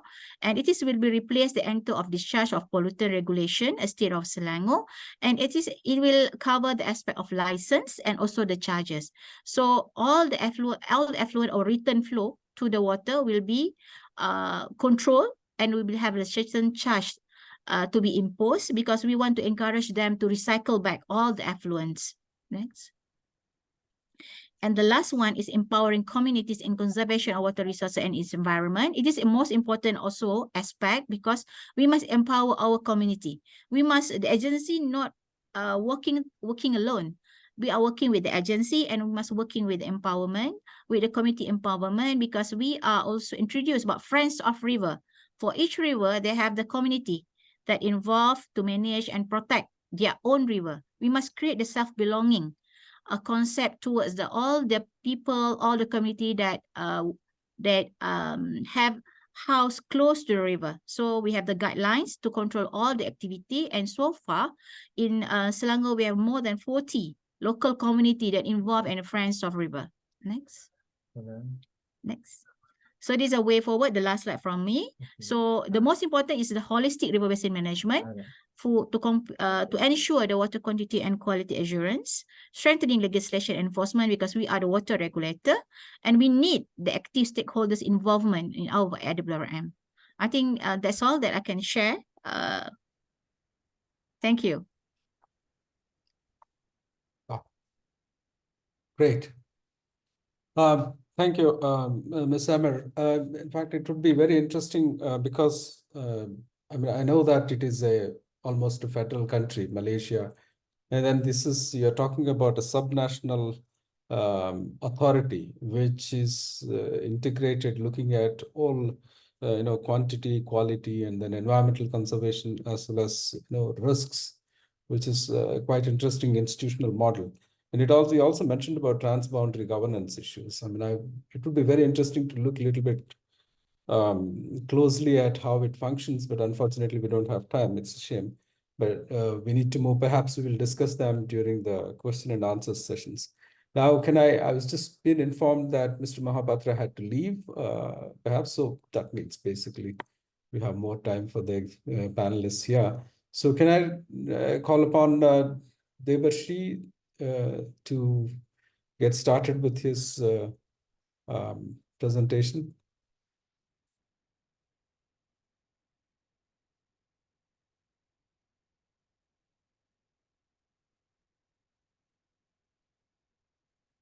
Is it showing? Yes. Yeah. Okay. So thank you, SCI-AI for having me, and thank you, Dr. Srinivas, for moderating the session. So this presentation has been put together with me and my colleague. So they are also in the sort of the participants. So here, our title of the presentation is Navigating Rhine. We are sort of looking at the European experience of river governance through a particular case studies of Rhine.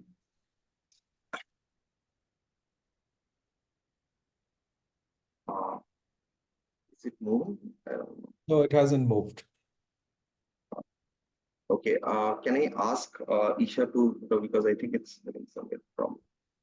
Sure. You want to just stop and reshare once and Yeah. while Isha pulls it up? Yeah. If it doesn't work, then Isha will share. Yeah. I think now you have the control. Can you? Yeah. They were Moving, sharing. no, I can't see that move. I don't know why. Okay. But Isha, You may have to. please share.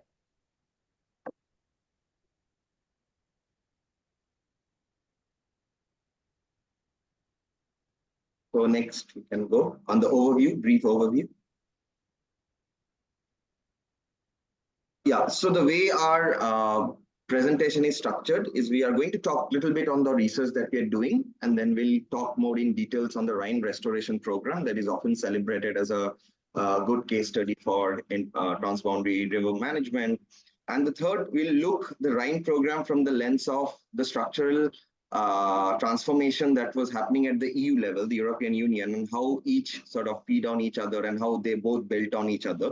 And we'll end with just a slide on how sort of the current institutional arrangement comparing the Rhine and the Ganges. Next slide, please. Next. So our research generally delved into the long history of Rhine rejuvenation program, and we wanted to look at it to distill the opportunities for learning that what European experience is in the broader terrain of political policy and institutional issues. So basically, these are the three keywords that we'll be looking into, that what has been those major political and policy process. Next slide. This is in broadly the research that we are doing and what are the general broad scope of research, like what are the historical and economic trajectory, the multiple process that happened, the way the institutionalization process happened in Rhine and how it compares to India. Next. Next.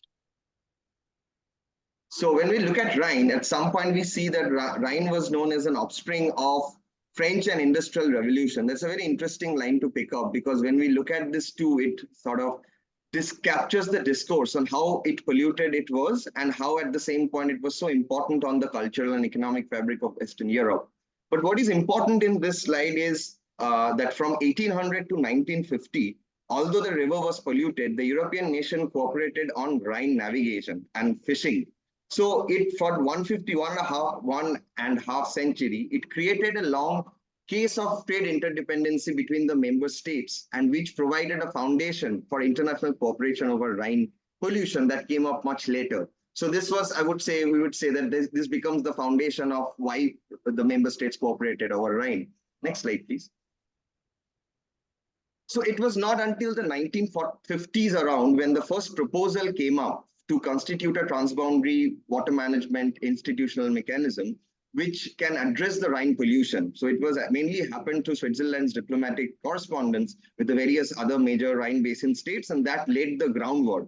But it had to wait for the next 13 years for the final agreement on Rhine. It's known as the Bern Agreement that formally established the ICPR, its International Commission for the Protection of Rhine Against Pollution. So this is the key institutional body that sort of is, we'll look into in the subsequent slide more, but this remains the key institution on the protection of Rhine or the Rhine rejuvenation. Next slide, please. Next slide. Yeah. So we see that until like the next 1.5 decade, the Rhine had to wait. I mean, even if ICPR was constituted, it was not able to generate those tangible outcome that is needed for a river rejuvenation because of various bureaucratic issues. Then there was this unanimous decision making that was that became an ICPR's requirement. But what is interesting from this is that how in 1972 there was a proposal to constitute a conference of Rhine ministers in the basin. So this Rhine Ministers Conference was mainly the political impetus to fast track decision making with support from ICPR. So actually, if you look at the next after Rhine Ministers Conference, how the discourse changed, and that led to actually a convention, the Salt Convention of 1976, to specifically address chloride pollution in Rhine that was plaguing a huge, that was impacting the pollution to a significant extent.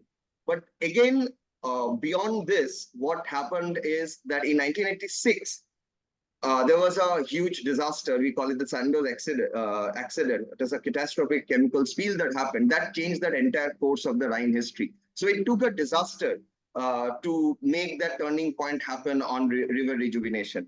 And finally, it renewed the international cooperation to address the Rhine pollution and salmon and declining aquatic population. In 1987, finally, the ICPR launched the Rhine Action Plan and Salmon 2000. That still remains, I would say, the basic fundamentals on how Rhine rejuvenation happened. This thing.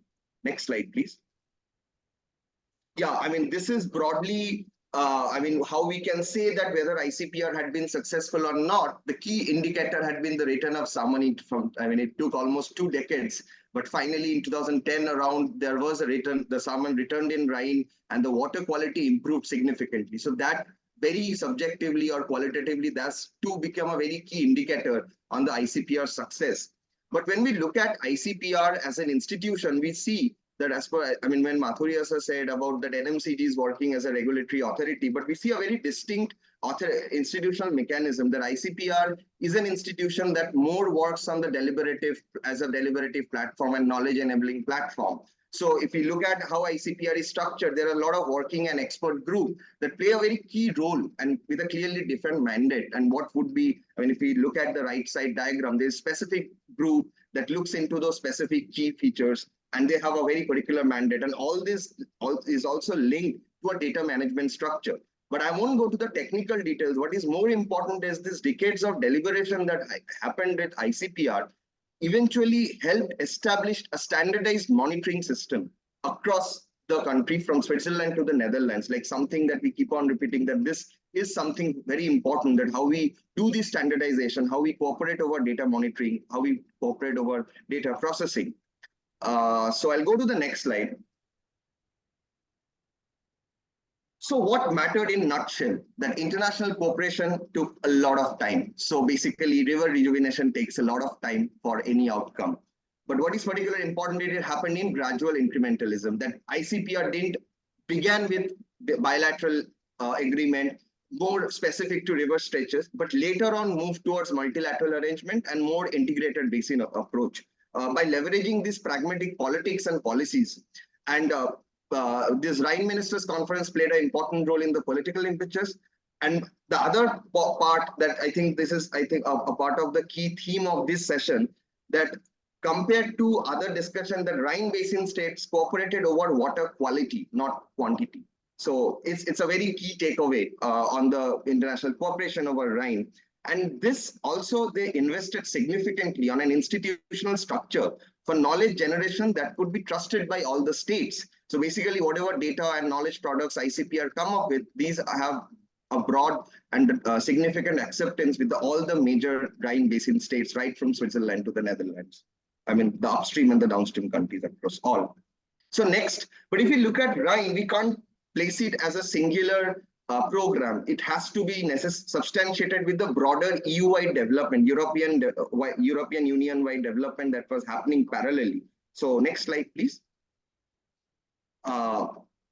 So in this, the two key thing is, after 1970s Stockholm Convention, European Union came up something called EAP, Environmental Action Program. It's a general policy framework for the European Union's environmental policy. It's still there. I have only highlighted EAP 1 to 5 to showcase that how every time the Europe made sure that this environmental action plan incorporate the political economy or the societal context that remains relevant in the that is relevant in the Europe to be incorporated within the environmental policies. So if you look at that, the third and the fourth EAP, how they sort of transformed, it always looked into integration of environmental concerns into EC policies, the sector, the integration of environmental consideration into other sectoral policies. So this played a very important role, in sort of mainstreaming some of these concerns that we have, environmental versus development or conservation.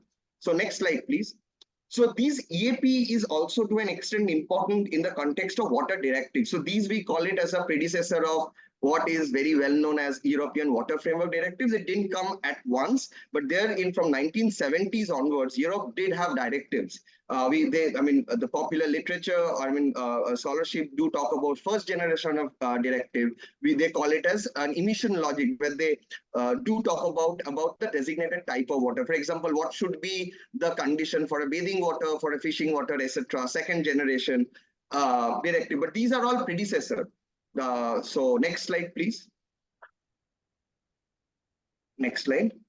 But this, we call it as a third generation of directive because these initial stages paved the way for European Commission to finally subsume all the previous directive and came up with European Water Framework Directive. So one European Water Framework Directive is an umbrella framework aiming at good ecological status.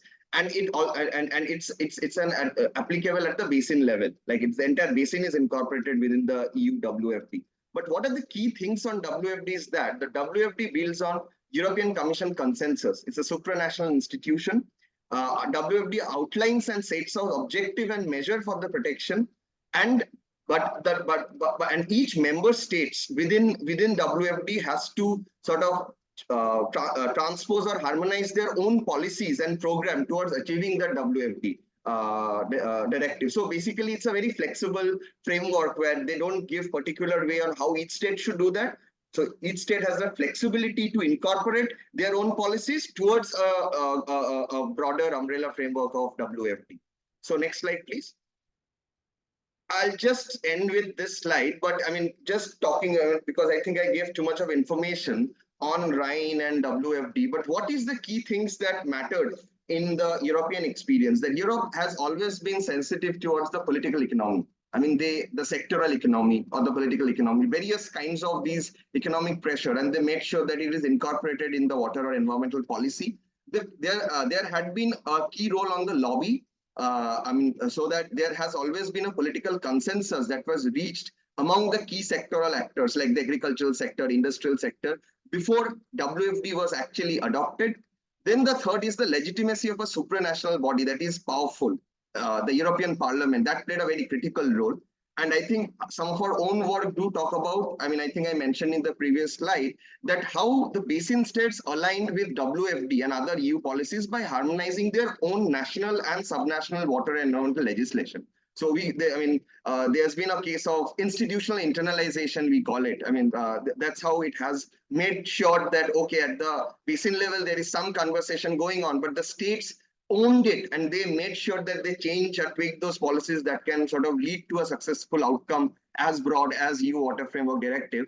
And at the same time, this framework also established protocols for inter and intrastate mechanism for implementation of WFD. I think we don't see those kind of mechanism in Indian and many other contexts. So I'll end mostly with there, but just on a quick note, next slide, please, Isha. It's that next slide. It's about, the reason why I first spoke about, no, just previous slide one, the previous slide before, just 2 seconds, that these are not two distinct, I would say, parallel track, but they have always Rhine Action Program and Water Framework Directive had always had their intersection and complementary. In high ICPR's knowledge helped negotiation during WFD as well as WFD's implementation. And the last slide, I don't want it. I thought not to show this, but since just next to next, that organogram. If we see how at the current context National Mission for Clean Ganga is and how ICPR is, we see very two contrasting difference. That one is more like a consensus building and knowledge creation platform, whereas the other is a regulator and implementer. It's not about good or bad, but I think we need both in a very balanced way to have a successful outcome of river rejuvenation. So thank you. I think I hope that I didn't exceed my time. So you are well in time, Devarshi. And thank you for that excellent presentation. This is an interesting research that we are really proud of, and also, something that traces the 2 centuries history of, that's the way we looked at history of, producing that, that experience that is celebrated all over the world about how there is transboundary cooperation towards river rejuvenation, or it looks into the history of policy making and institutional transformation that has led to this, quite an interesting outcome of rejuvenating river. The Rhine is shared by 9 nation states. And then look at the contrast, when you look at it in the Ganga that India is trying to clean is shared by 11 basin states.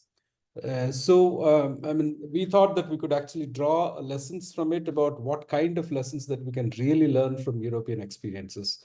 And as Devarshi has mentioned about, Europe has this advantage of long history of cooperation over economic interests. And then whereas if you look at India, there are quite a bit of competitive politics that has shaped the transboundary cooperation between states. And then that is the kind of curve that we need to pursue and then overcome those competitive politics towards producing cooperation. In fact, this is supported by National Mission for Clean Ganga, and Mr. Mathuria is one of the architects in enabling this research study. I hope he's around, and I'm sure he would be happy to see this outcome.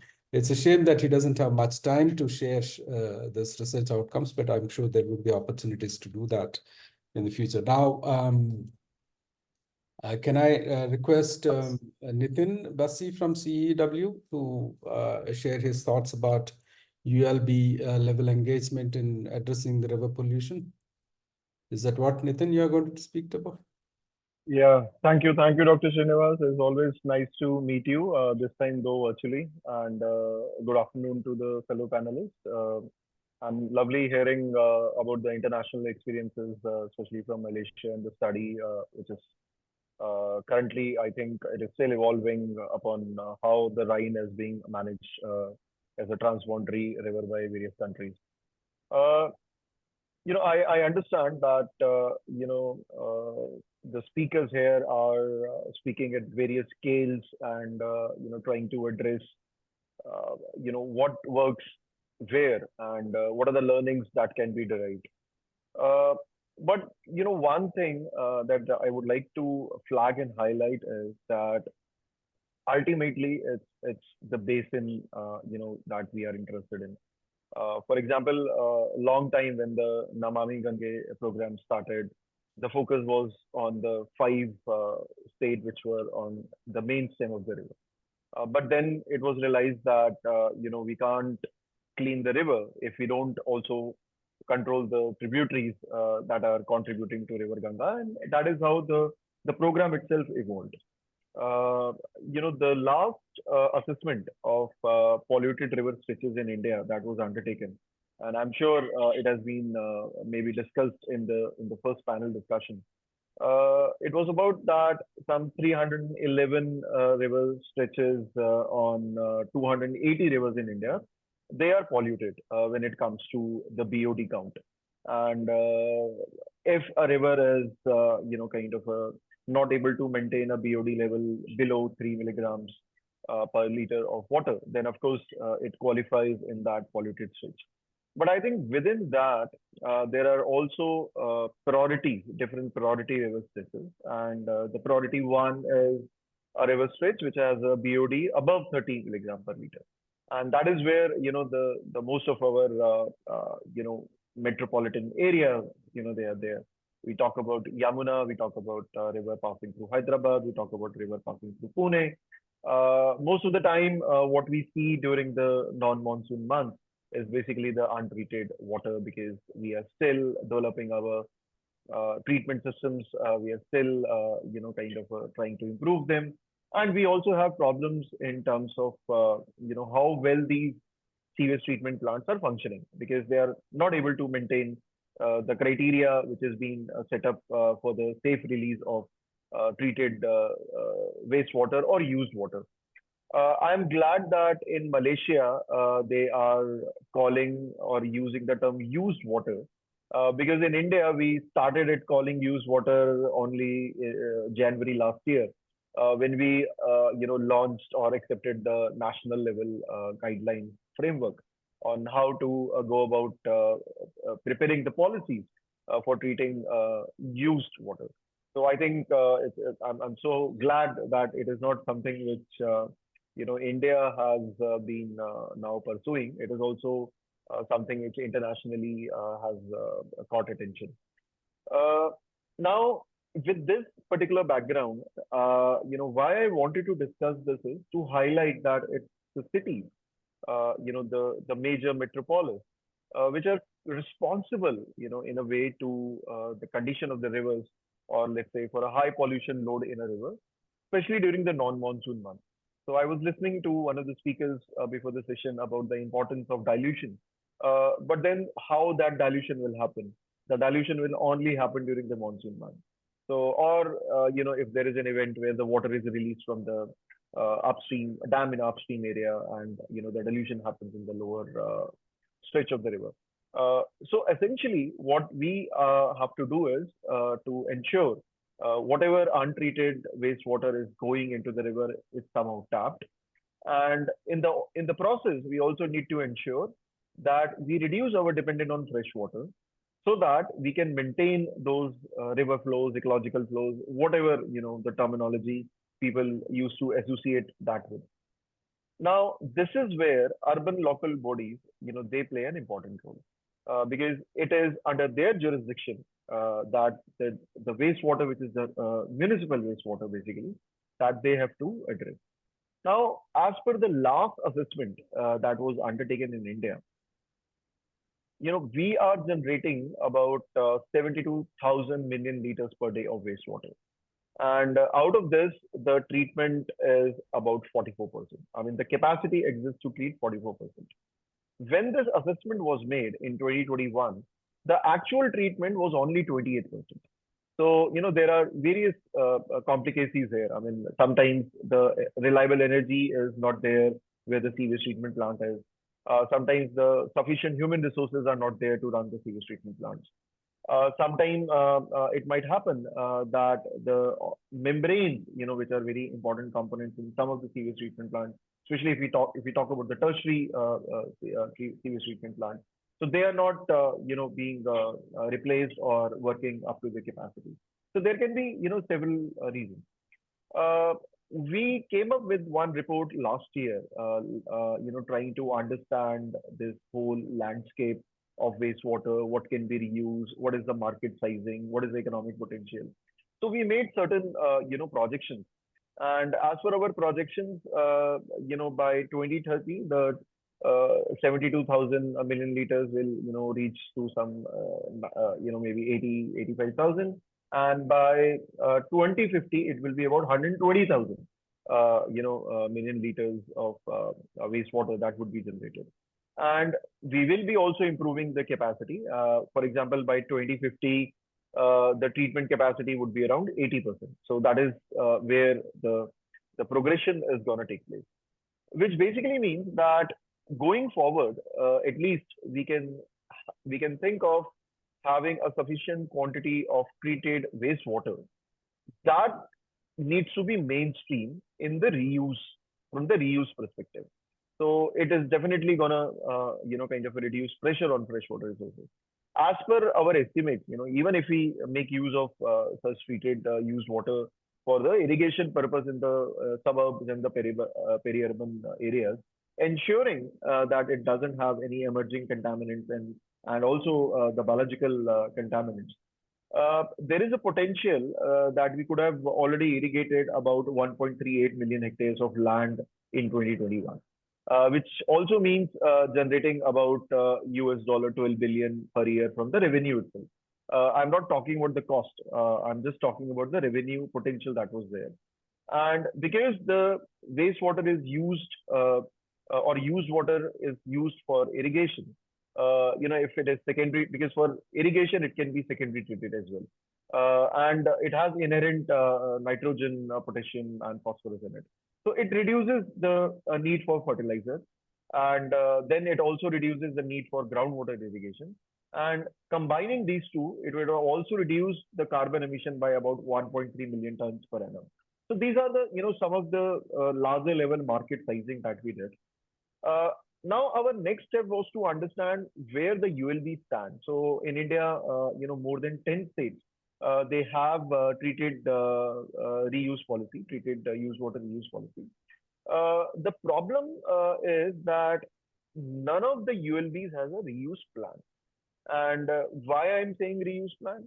Because it provides you the direction, it gives you the data, it provides you the direction, it provides you what intervention you have to make.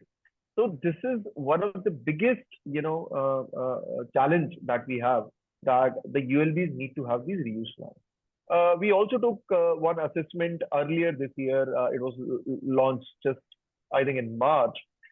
We tried to, categorize 500 plus ULBs in India in terms of how they are handling their used water. How it is treated, how it is reused. And we selected these 500 plus ULBs from the 10 states which already has the policy. And there it was a 5 category list that we created. So starting from aspiring, promising, progressing, leading, and outstanding. The idea was, not to, bring the ULBs down, but provide them with a positive direction. That at least you are starting from the aspiring and you have to reach to the outstanding. But as we thought, most of the ULBs, about 80%, 70 to 80% of the ULBs were in the second and the third category, which means that they were either promising or progressing. And there is a lot need to be achieved. And I think the reuse planning can make that happen. Now, many times, people also question, what these reuse plans are all about, why they are important. How we position reuse plans is very important. Now, for us, the reuse plan should be able to address 5 things, in a broader way. First is governance. What the 2 speakers before me were talking about related to all about the governance, how the governance is happening at the, the transboundary river management, how it is happening in a particular province in Malaysia. We also have example of Ganga. But I think in this space, the governance is all about how you are backing up your policy, your plan with the institutional setup that you have. So your policy might say that I'm just giving an example. The policy says that the treated used water needs to be allocated. Now, who will do that allocation? Are we thinking ULBs are going to do that allocation? But then they are going beyond their jurisdiction. If it has to be used for the irrigation, then the let's say the Parks and Garden Department or the Irrigation Department, they need to be, or the Water Resources Department that might be there at the city or the district level, they need to be engaged for that. So this is one aspect, governance. Second is data and information. Nitin, now, can I just interject? Please wrap it up in 1 minute, please, if you can. I was about to finish in next 2 minutes. Thanks. Yeah, thank you. So next is data and information. So we don't have data. We don't know what to do. We don't know what we need to improve. We don't know what we are going to save. We don't know how much reuse will happen. So we need to make investment for strengthening the data. Other is financing. If we are talking about governance, we are talking about data, we also need to talk about financing. Many of the ULBs that we saw, they have the systems which actually treat water up to the secondary level. But going forward, we also need to ensure that tertiary level systems are set up. Because if we want to expand the reuse space, for example, can we make reuse of water in construction sector? Now, for that to happen, the treatment plant at least need to treat at the tertiary level. The fourth one is the capacity building. It is required at all the levels. It is required at the end user level. It is required at the ULB level. It is required at the, maybe the people who are in charge of implementation, the policy or the plan. So that is very important. And the last bit is the technology. So there are, a lot of improvements which are happening in the technology space. I would say, if in fact, India is emerging as a great leader when it comes to technology. But can we, install technologies which are low cost, which operate on low energy, which actually give good output in terms of the investment that we make. So all these components need to be part of the reuse plan. And in the interest of time, I will stop here and happy to address if there are any queries. And sorry if any of the statistics that I quoted are here and there, because it can happen when we speak in a panel discussion format. So thank you so much. Thank you, Nathan. Well, perhaps when I was hoping that you would, since you were talking about reuse of wastewater at the urban scale, I was hoping that you would also comment on the recently produced guidelines on safe reuse of wastewater that was produced by the Ministry of Jal Shakti. In fact, it's supported by National Mission for Clean Ganga. But you could perhaps take it up in your post Q&A conversations. Another point I would like to, before I miss it out, is that recently there was a PhD research that I happened to see it. Something connected to what you mentioned about is the finances and the plan, or for the urban local bodies. There is quite a bit of demand for the reuse of wastewater in in the cities. But the problem, and in fact, one of the major problems, are the absence of definition of property rights. In fact, there are conflicts about reusing this water between agriculture, farmer associations, and then other users, prospective users. Unfortunately, it's untreated water over which the conflicts that you see. But one of the key challenges is to define who owns that treated water, so that they can actually turn it into a revenue model. It's basically left into the rivers, and then downstream users just use it at their will. So that's something that you may want to sort of comment on. With that, let me, I see that Dipenda has come back. Is he there? I was told that he was stuck in a meeting and it would be difficult for him to. Oh, glad to see. Yeah. Thank you for coming out of that meeting. I don't know how you extricated yourself from those meetings, but Thanks. great. And I believe you are going to address the national level issues with respect to abatement of pollution. I would leave the ground to you. I'm sure now the subnational as well as national you can address, because Mr. Mahapatra is not around. If you can. Thank you, Srinivas, and thank you, Anandita. I will share my modest level of understanding, so don't expect from me to present what is the status on NGT and my evaluation of NGT. I was going through, actually, this is a good opportunity to also see how cases come up to NGT and how they are resolved. So in my study on this topic, I was going through the recent judgments, and CSC has come up with a compilation of various environmental judgments. So a lot of them are NGT judgments, actually. So I think about a month back, we had come up with this compilation, and I was using that as a reference. And my limited understanding of the whole topic is that, see, environmental cases were fought before the NGT came up in 2010. So cases were going on much before that. And when NGT was formed, then the environmental cases, the court said, go to NGT. And I was going through one interesting long case of Ganga, where they were sharing that in 2014, the Supreme Court referred the task of monitoring industrial units along the Ganga to the NGT. This was a case which came up in Allahabad High Court, then it came to Supreme Court, and then it was, referred to the NGT. Then it says that NGT has heard the case more than 200 times, issuing various orders on various matters such as sewage discharge control, solid waste dumping, illegal sand mining, and water body restoration, among others.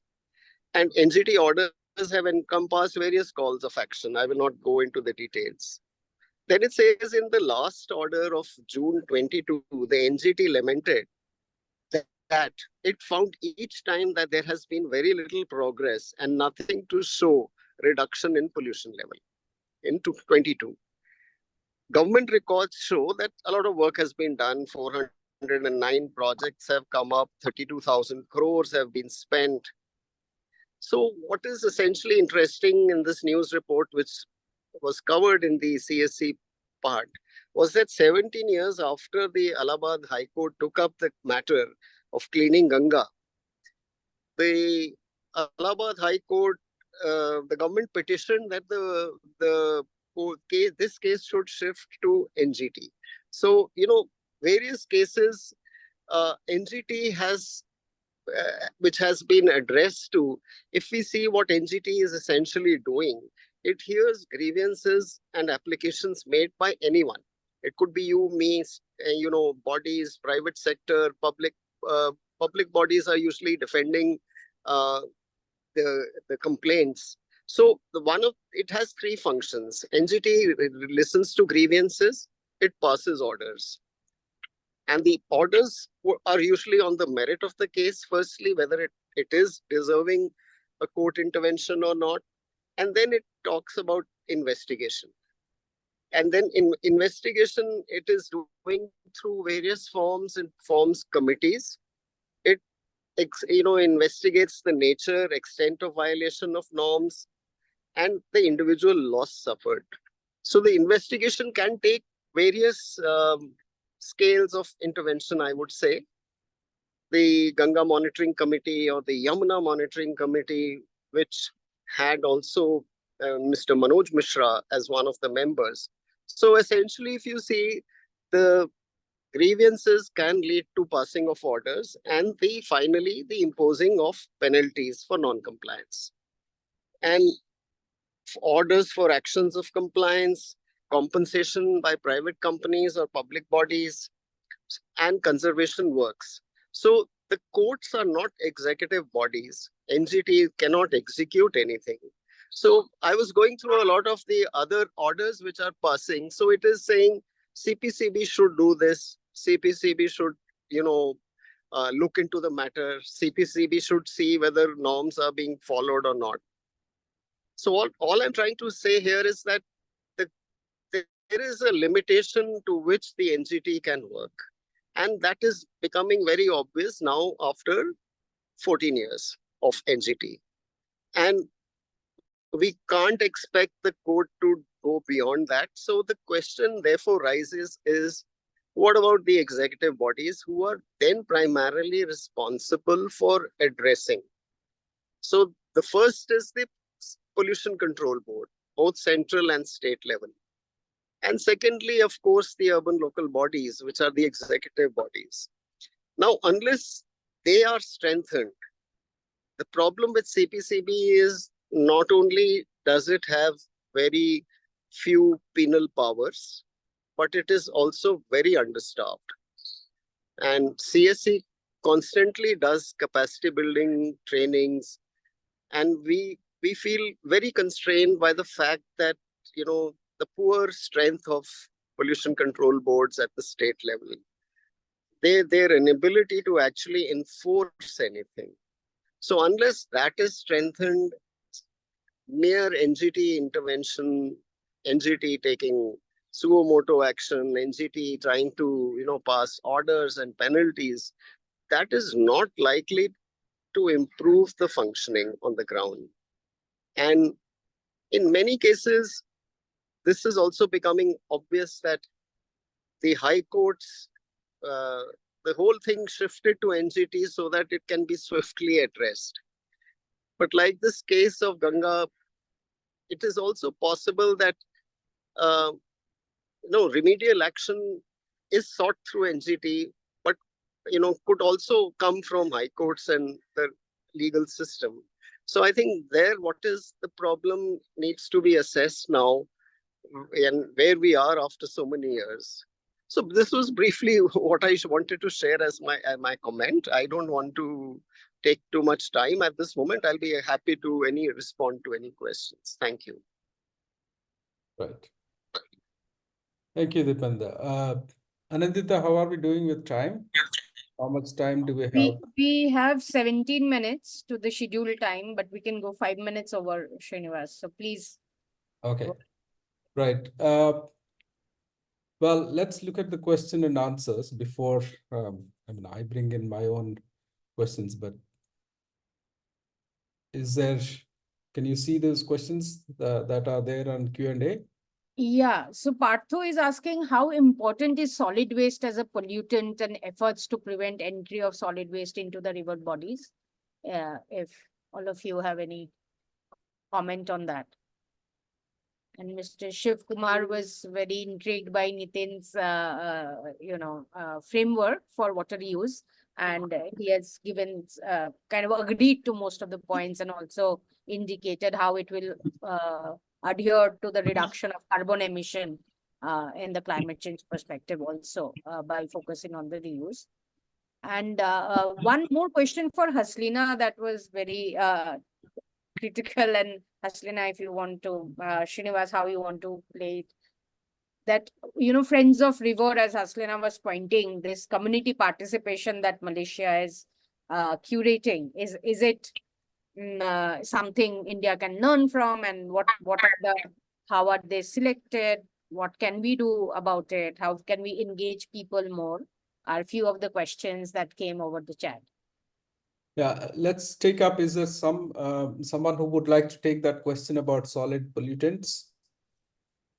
If you want, I can read it again. How important is solid waste as a pollutant and efforts to prevent entry of solid waste into rivers? Is there a panelist who would like to take it up? Nitin? If I can share some Dipender. experience. Okay. Maybe, sorry, since you started, then we can take it to Dipender for a comment. Nitin, go ahead. Yeah. What I wanted to bring into the discussion is, I think it's a very important point. Solid waste and plastics, they enter into the river systems and finally to the oceans. Recently, I came to know about a very innovative initiative that has been taken by the UAE government, where they have initiated a program called as Clean Rivers. And this particular Clean Rivers program is gonna be focusing on Indonesia, Philippines, and India, with a single target of addressing the issue of plastics in river. If we talk about how much plastic is entering into rivers across the globe, because it's again a very difficult domain to get hold of data. So the estimates are like, somewhere around 0.5 million tons to 2.5 million tons per annum. So that is the addition of plastics that is happening in the rivers. And these are very, broad global level numbers. But one thing that, we discussed with the UAE government, when they were planning to execute these projects in other countries, I think there is a need to take a catchment approach here. What happens is that many a times we are just focusing on the sink. So river is a sink, there is a plastic, we interrupt the plastic or we, take it out, and that would be the end of the story. But what is the source of that plastic? From where that is coming? So, it is coming through the drains which are passing through the catchment areas. It is actually being, going into the rivers along with the wastewater that is flowing in, which is untreated. So unless and until we follow this catchment level approach, looking at the source and then care about the sink, I think the initiative won't be able to do justice of the noble initiative that it wants to take. So I just wanted to flag this off that this has already been becoming an issue, and how various initiatives are coming up. And interesting thing is it is also linked to the climate co-benefits. So we have not thought of how an environmental issue can also generate a lot of climate co-benefits. Many a times we end up confusing the environmental impact with the climate change impact. And I think this discourse on climate co-benefits itself, it's going to be a very important thing going forward. Sure. Dipender, would you like to comment? Yeah, in fact, solid waste is a very important pollutant. And I was going through these NGT judgments. In fact, they constantly talk about stormwater drains and waste. So, stormwater drains are carrying solid waste. And this is a major issue. In front of me, I have 3 judgments of NGT. One in Odisha, one in Gurgaon, one of Ghaziabad. All 3 are talking about stormwater drains and pollution. So, this is very interesting. Actually, the point is right. Those of us who have worked in urban sanitation, we realize that solid waste and fecal waste cannot be separated. They happen together. In India, unlike African countries, there is a little separation. It's better in India versus African countries where this is much more. And we have a forum where we discuss this policy and practice forum. The Africans there are very surprised. It's not a challenge so much in India. They're mixing of solid waste in our sewage. But there, in the sewage also, there is an issue. But in India, it's happening more in the stormwater channels. And of course, it's a big challenge for the mountain areas. So recently, we had a convention of mountain states and northeast states where this thing came out, that everything flows down from the top, and a huge solid waste challenge happens on the borderline, on the hill slopes and on the plain areas. So I think it is emerging as a major challenge, certainly. Right. Thank you, Dipenda. I've just been informed that actually we don't have as much time as we thought we have. So let's just pick up a couple of questions from here, and then we can perhaps close it. Before that, is there something that you could share, Debarshi, about some kind of directive or on the solid pollutants, or Ms. Amer, how the Selangor state has dealt with solid pollutants? Okay, thank you, Doctor. For Selangor in Malaysia, actually, we're also facing about the solid waste management. But for one example, in the Klang River, so we have a program that we call Selangor Maritime Gateway. So actually, it was a rehabilitation, also the rejuvenations of the river, of the Klang River. So we have a good cooperation with the ocean cleanup from the Netherlands. So we are installing the interceptor at the main river to intercept all the solid waste. Beside that, we also managed to install the small interceptor in the monsoon drain, because most of the solid waste will come from the other tributaries or from the monsoon drain that will go, if a rainy season, and all of it will flush away to the river, then it will end up in the estuary and then the oceans. So this is the thing that we try to manage the solid waste. And we also encourage all the local authorities, because most of the solid waste is under jurisdiction of the local authorities. So they will try to more encourage all the people to recycle all the waste, and also to disaggregate all the waste, either in our papers or tins or any types of waste. And all the operators that in charge on the sanitary landfill also nowadays is try to have develop the waste to energy. So all the waste now, it will be changed to the energy, so we can use back the energy to have the green technologies in the Selangor that I could share about the solid waste. But one more feedback that I can share, because one of the all the audience have asked about the Friends of River. Doctor, so I just wrap up about the Friends of River. Friends of River is a voluntary basis, actually. So we are the coordinator in Selangor. So the peoples or the community that are interested to join the Friends of River, you can register with us, because we have the website to register, and we can identify which river you want to manage, or you want to protect, or you want to have the activities, because we have the guidelines, so we can control types of activities that can be done in the river reserve. Mostly they have the... Just a clarification, the authority is the coordinator of Friends of River, is that what you mean? The coordinator is Selangor Water Management Authorities. Yeah. We are the coordinator, because we are the regulator that manage all the river basin, also the river reserve, and all the activity that related to water. So this I mean, in terms of the community involvement, is very important, because we are not have a strength goods, because we are only about 200 people actually. but we must cover about a wide area. So we must have a good cooperations with the stakeholders, which is like the community is a part of the stakeholder that when we manage the river basin. So we need their cooperation, and I have been in the governance side. We have the conservation committee that in charge by the EXCO member. So all the activity that have the water conservations, we'll have the committee that monitor, and we also allocate some fund to them. And also the award for Friends of River.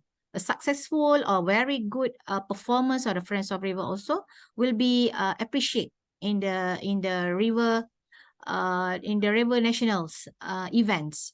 So this is the thing that we try to approach all the communities to work together with the agencies, because we are the regulator. Usually we are enforcing all the violations, all the things, but sometimes we must have a soft approach with the community to work together with us. This is the approach that we try to implement between the agencies and also the communities. That's the thing that I can share, Doctor. Thank you, Mr. Mehta. Just add on to it. So, I mean, I won't talk about EU because I don't think I've looked into this angle for the EU rivers, but I wanted to include 2 points. One is, I think what Mr. Nitin sir was talking about, that catchment approach. I think part of this URMP, Urban River Management Plan, it has been made quite flexible. And I think one of the main it has been flexible to address some of these issues. URMP made by the NMCG. So Urban River Management Plan, that NMCG is making up with NIUA. I mean, if you look at the way they have provided the guidelines of how to make a river sensitive planning or urban river management plan in general, that they're expanding to 60 river basins. So I think solid waste management itself constitute a very important part of this planning. So I think, I mean, because it's a very separate topic altogether talking about solid waste, but I think a lot of these would be embedded within this URMP plan to talk like how solid waste management can be sort of efficiently done to create it as a source of river pollution so that it doesn't become a kind of a source of river pollution. The second part, at least some of the field visits that we have done, especially in the UP region, what we have seen that NMCG has created a lot of takers in terms of the way they have approached the project. That is a large scale project with at least it has sort of captured the imagination of the politicians at the very district level or at the very local level. So something like Ganga Praharis. So if you look at now at maybe at the Banaras Ghat or something, even at the smaller stretches that were not so popular. So Ganga Praharis. So the way, when we speak with them, they have actually outsourced the entire ghat cleaning process to a third party. And they're actually making, and their payment is also like a performance linked payment. So to an extent, this kind of, it takes some bit of time, but at least even a very normal conversation or a very casual conversation with the local, they say maybe like the past 6 to 7 years, we see at least some bit of improvement, at least the way they have timed that, okay, there will be 3 shifts. So within that 3 shift, there would be 4 to 5 personnel who will be like ready to do that. And at some point, there is a kind of a political support to do this thing so that it becomes a part of a larger cultural project that the NMCG, this thing. So yeah, that's my 2 points. So thanks, Devarshi.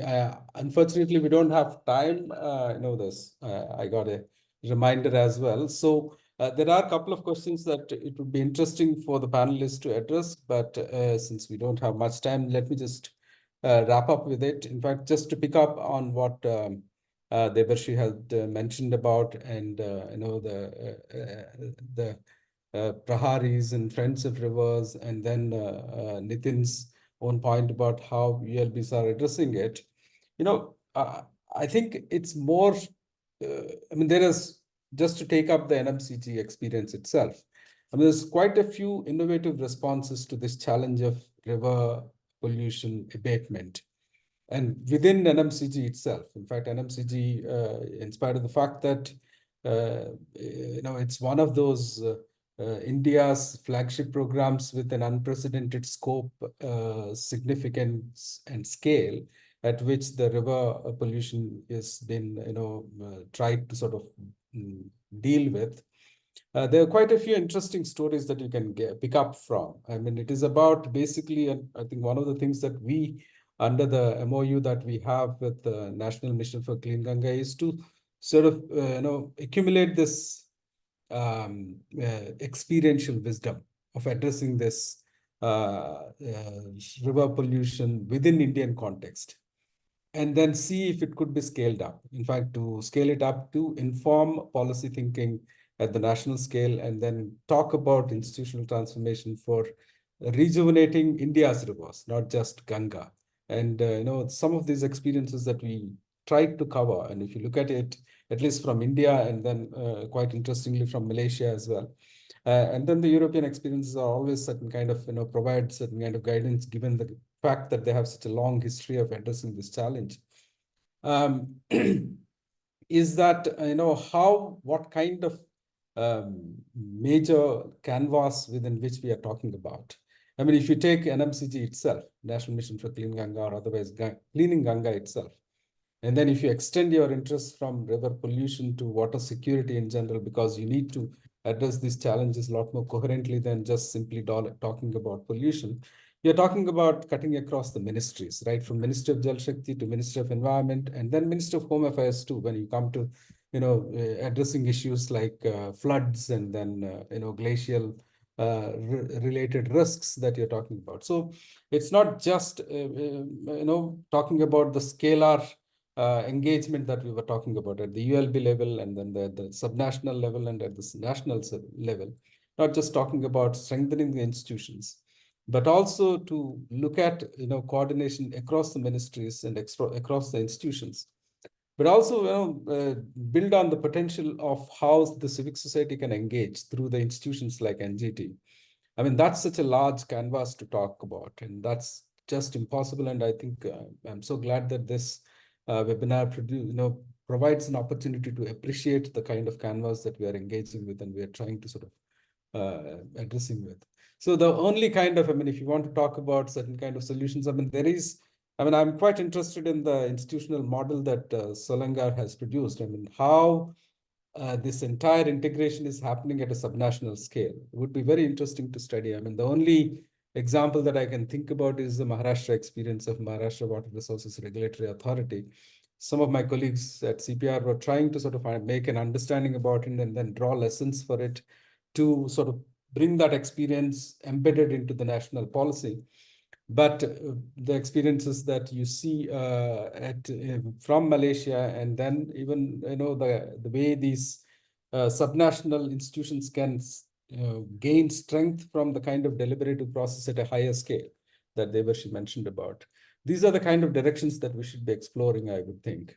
So with that, I'd like to thank Shubhagato, Anandita, and then Isha for this opportunity and for putting together this fantastic webinar and event. And then I'll hand over to Isha, Anandita to wrap it up.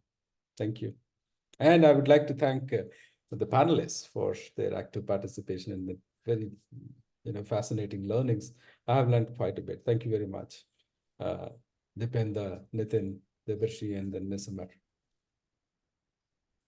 Thank you so much. Thank you so much, sir, for this wonderful panel discussion. We really enjoyed it. I'd like to thank all the panelists and the moderator of both the sessions, even Shubhagato sir, for helping us put together this. I'd also like to thank TREADS and NFSSM Alliance, the Foundation BMGF, Global Water and Sanitation, the GWSC. We'd also like to thank CPR for this, because they had kind of helped us put together this event.